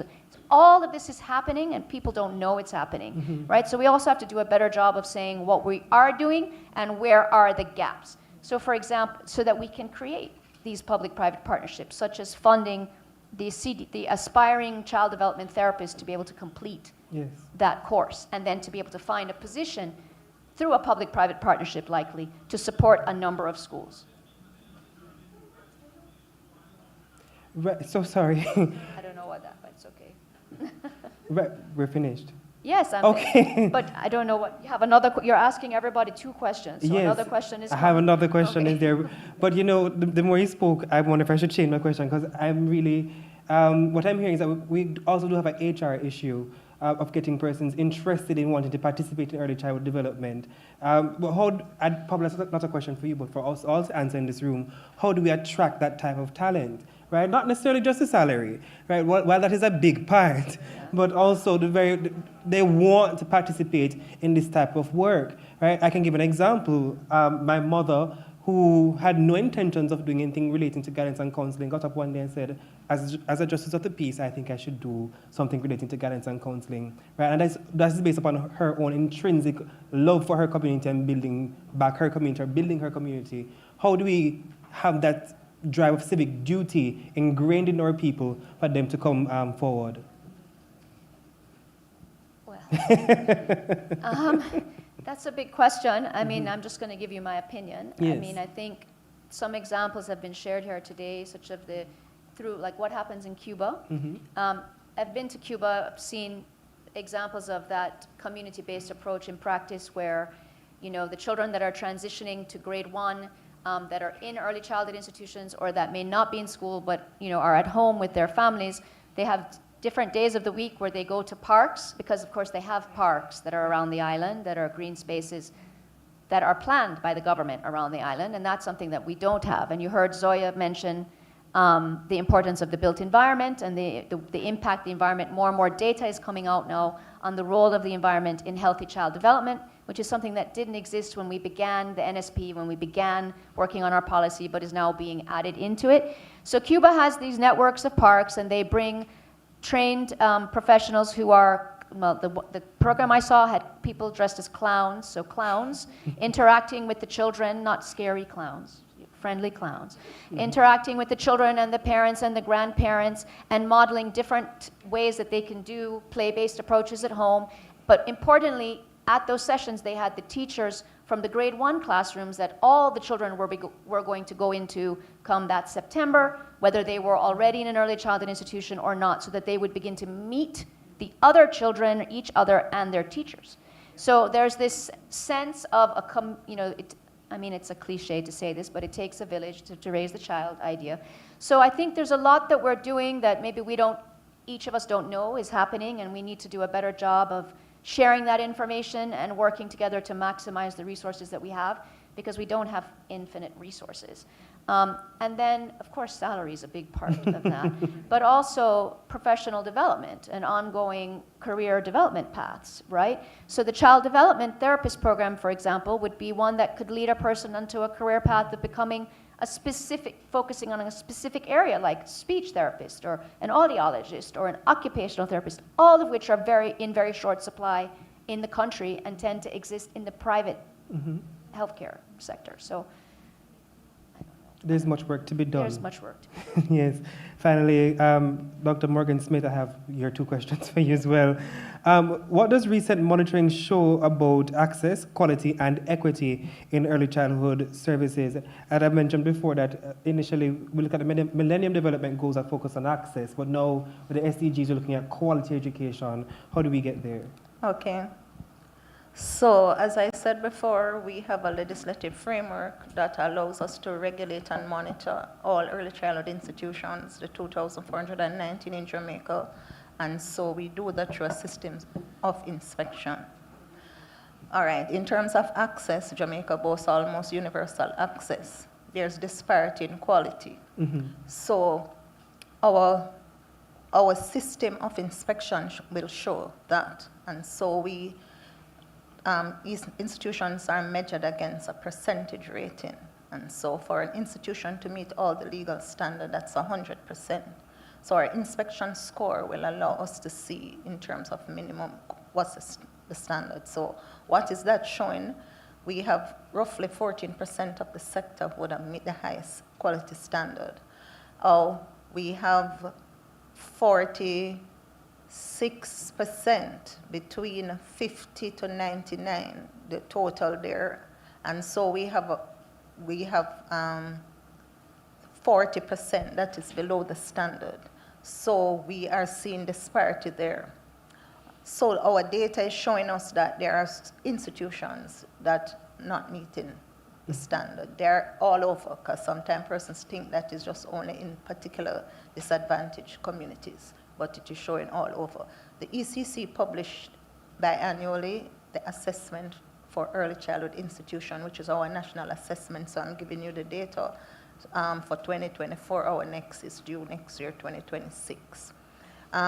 What do we do? So for example, in terms of quality, for this financial year, we targeted 140 of those institutions that were below. We had what was called Project 20. And so we did an intervention program to see how best we could allow these schools to come up. I said it earlier in my presentation, there are going to be some that will be closed. And so the modernization is going to take care of that. So we're going to build quality systematically. In terms of equity, we do not have sufficient institutions that cater for children with special needs. Again, the data showed that, so with that data, we had engaged our private partners. And so we came up with what is called the Legacy Project, right? In which we have established in each region inclusive units. They call it Legacy Inclusive Units. And these are fully funded units for children with special needs, teachers, resources. They are beautiful to behold. And so at least in terms of access and equity, that if you don't have to live from Morant Bay, because there's one at China Goodwill Infant School in Morant, to come to Kingston. And so we are trying to do that. Again, funding is a barrier, so we have that framework for the Legacy Inclusive Classroom. So as much as funding comes, it means we can build out, so we're providing access and equity for these children. Thank you. Finally, which regulatory gaps need urgent attention to strengthening system performance? Okay, for improvements? Yes. All right, so let me see.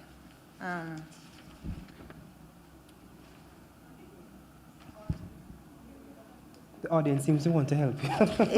You want improvements from a systemic Yes. perspective, for system performance, Yes. really? For improvement in system performance. All right, so currently, our legislation that governs the sector, that's the Early Childhood Act and Regulations of 2005, is currently being revised, and that's a big challenge.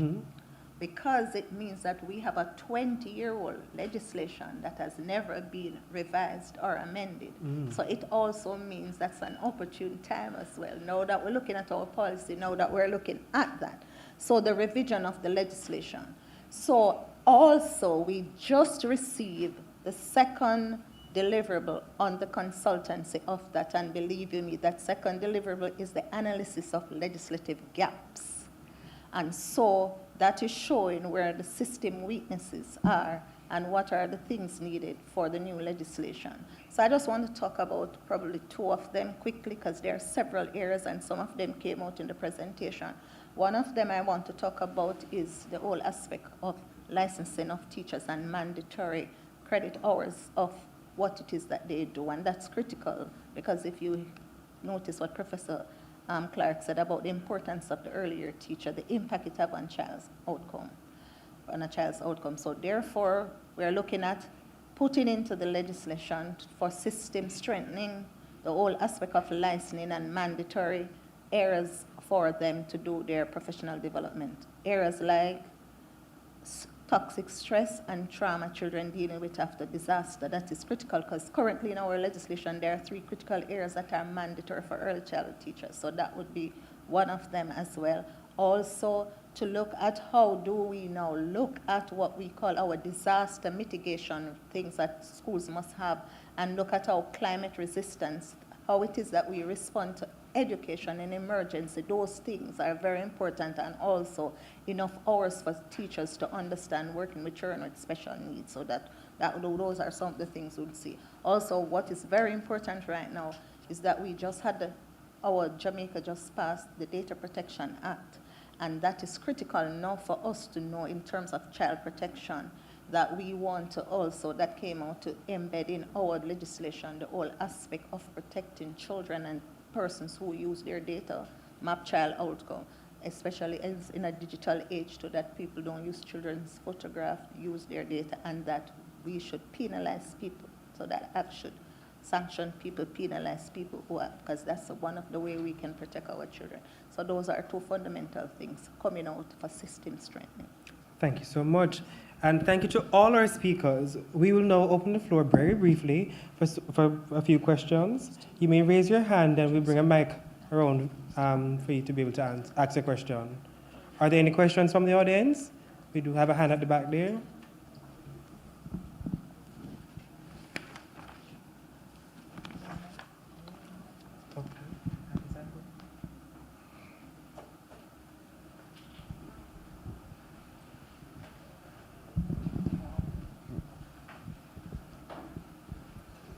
Before we hear the question, I should make mention that we have time for 3 questions. Yes. Thank you.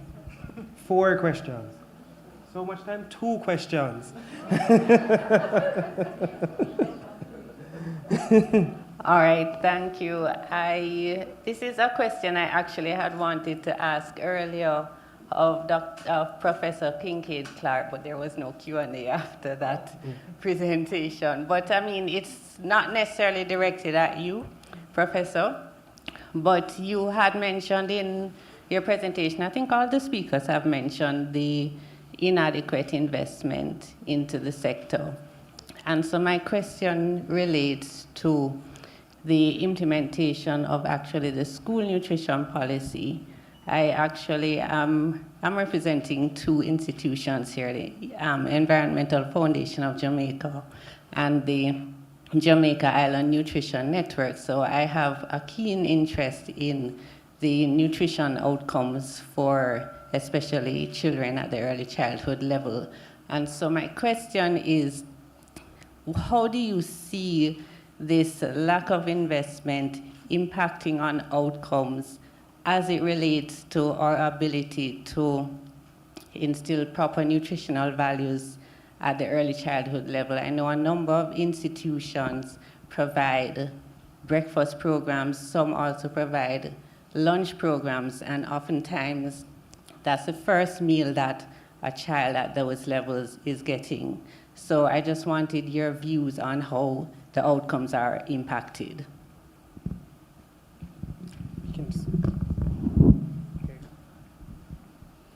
Well, I'll say this much. I'm not sure if I'm the right person for it, but I'll speak from this perspective that what we do in the early childhood years sets the tone for what happens later on in life. Likewise, I genuinely believe that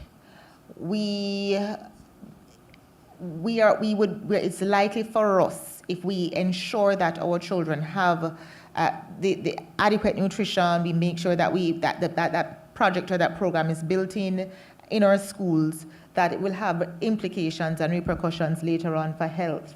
Because in early childhood, we don't just sit in one particular ministry. We are affected by health, affected by Ministry of Labor, affected by Ministry of Education. We will therefore, if we invest early in early childhood and we focus on that, there will be sweeping changes and positive impacts later on in health. And so that is how I look at it from that perspective. But generally speaking, in early childhood, we focus on the whole child, and any project or program that builds out and it's focused on advancing and improving children's quality of life, I am 100% for it. So I would add, before I think Tracy Ann can give a little bit more information, is that one of the core 12 standards in the Early Childhood Act and regulations is about nutrition, which would be aligned to the policy. And the ECC, when the inspectors go out, they follow the guidelines for I don't remember what number it is, but it's one of the 12 standards. And then the cooks in the institutions also receive training around those standards, how to store the food, where the food goes, what food should be put beside what other food so that it lasts the longest. And they try to, there was entire menu plans and manuals that have been developed that are very well aligned to what this was in advance of the policy, so they were doing this before this policy existed, and then how to bulk buy and save money and provide as nutritious as possible a meal for the students, because we know that that is in fact what you said is the case for many children, that it might be their main and possibly most nutritious meal of the day. I mean, obviously the ECIs also get the Nutri-Bonds. Nutrition grants. Yeah, and they get nutrition grants. So they're inspected against those standards. There was even a game that the Chase Fund had developed a while that was given to all the institutions in the beginning of this. That was a board game where it would enforce, because it's also in the curriculum. I just want to expand on that, Dr. Tartello, to say that there is also the infant and young child feeding policy that has come up. Each institution, we would have partnered with the Ministry of Health and their dietitians in framing the menu manual for early childhood institutions. And this has to do with quality, the amount, the ounces, everything, because we realize that our cooks within these institutions might not have formal training. So the menu manual has Jamaican dishes, all the foods we have, our local foods and everything, and it tells you what to do with its recipes. And so that is something we give to support nutrition. And as you say, we do give nutrition grant. And then there's also the young child, infant and young child feeding policy that is there to guide. So in terms of that, the standards are very, very important, because they look at a child in an holistic developmental way. And that's what I'm saying currently. Whatever you think about a child for its assistance within ECI, the standard will cover that. So it is for persons to have an understanding and to know.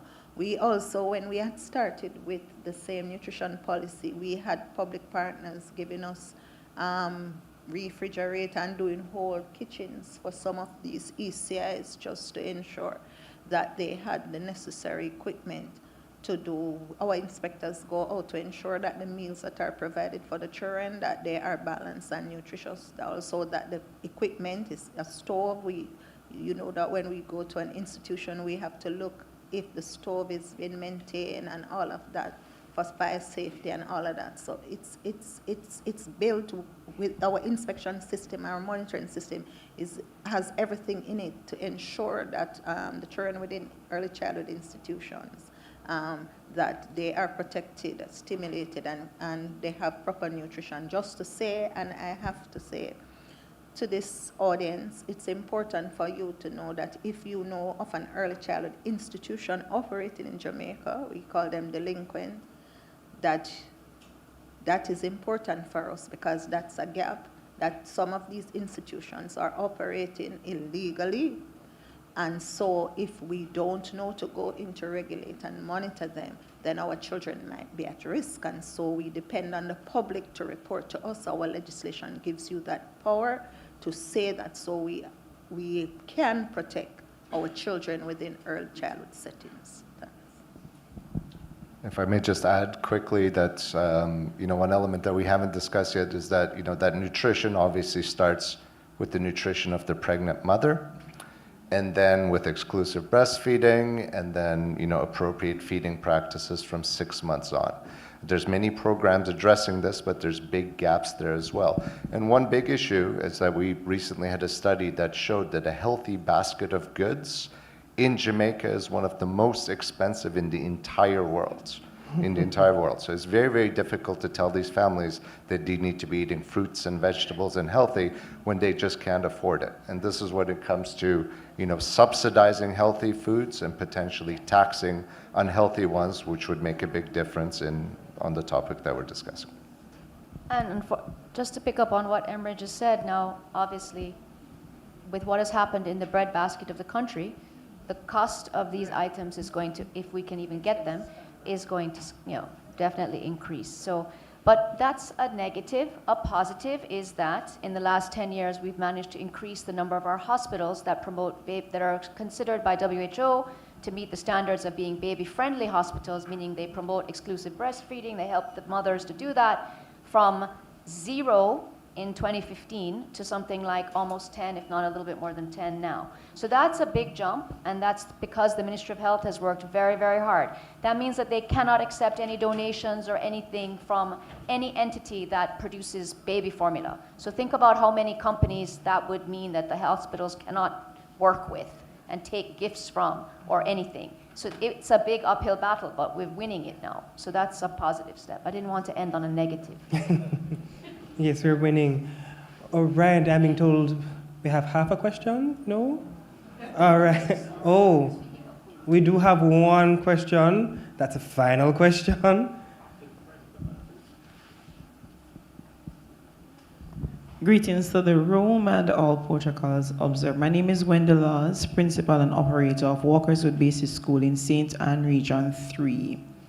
Now, I've been listening to all the conversations going around and looking back at the report so many years ago, and the report just a few years ago, and the cause and effects of many things that we need to find the root causes of. My question is, let me give a background first before I say the question. I've been in the education system in early childhood for over 22 years.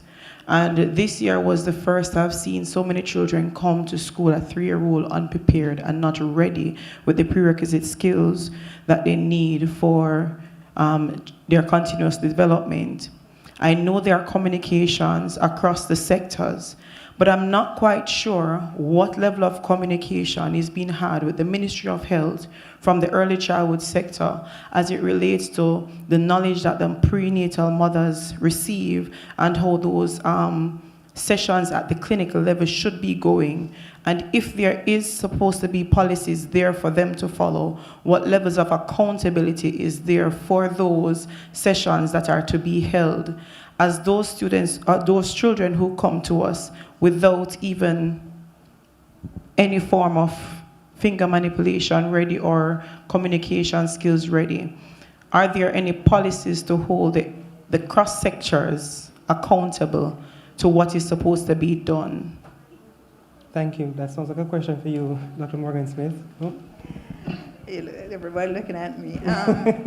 In terms of parenting, Jamaica has the national parenting support.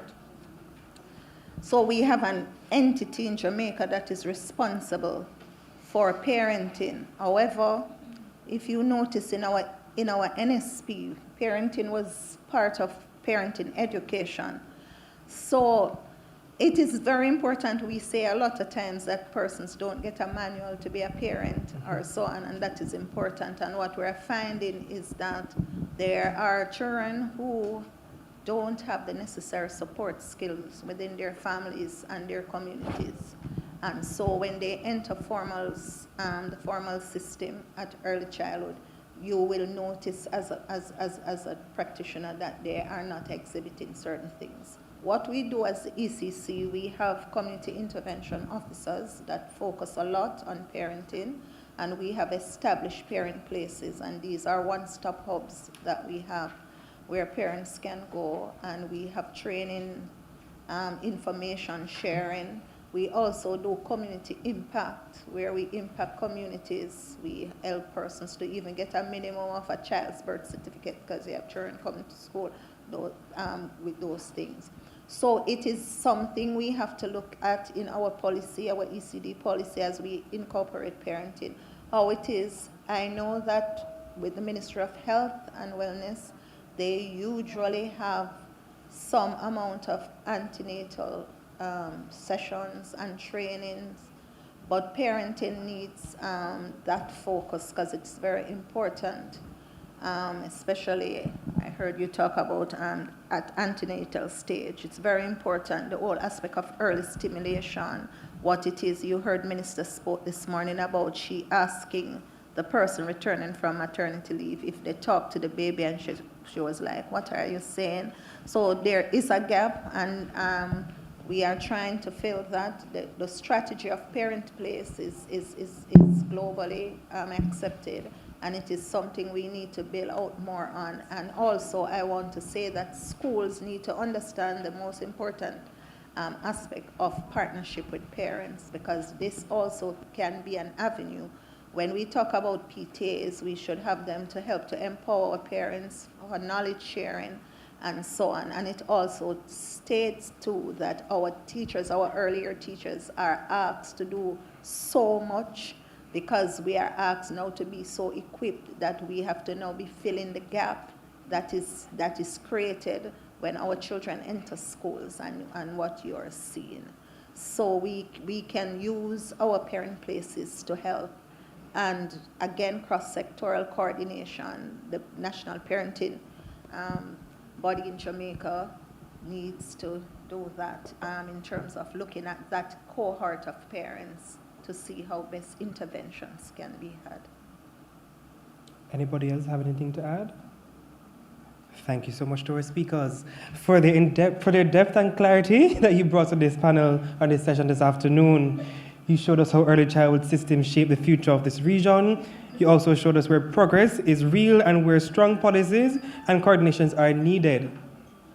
A few points that stood out: early childhood needs clear policy direction, it needs stable investment, it needs stronger links across education, health, and family support, it needs systems that respond to real conditions in homes, centers, and communities. The region has the knowledge, the region has the strength, and these strong examples. What we need now is consistent and constant action. Thank you for your insight and your time. I look forward to the conversation that will follow the progress of this dialogue. Have a good afternoon, everyone. I hand back over to the rapporteur.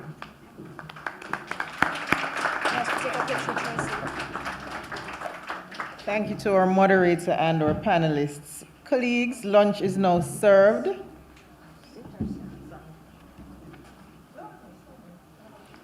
Colleagues, lunch is now served. For the speakers, you would proceed to the back of the building for your lunch, and those with special dietary restrictions may either dine there or downstairs. Everybody else is invited to dine downstairs.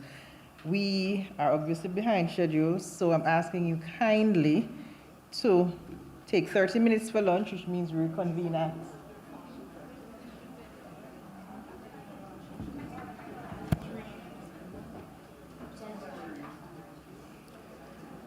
Colleagues, let us please reconvene at 2:55 because we're really behind time. Do enjoy your lunch.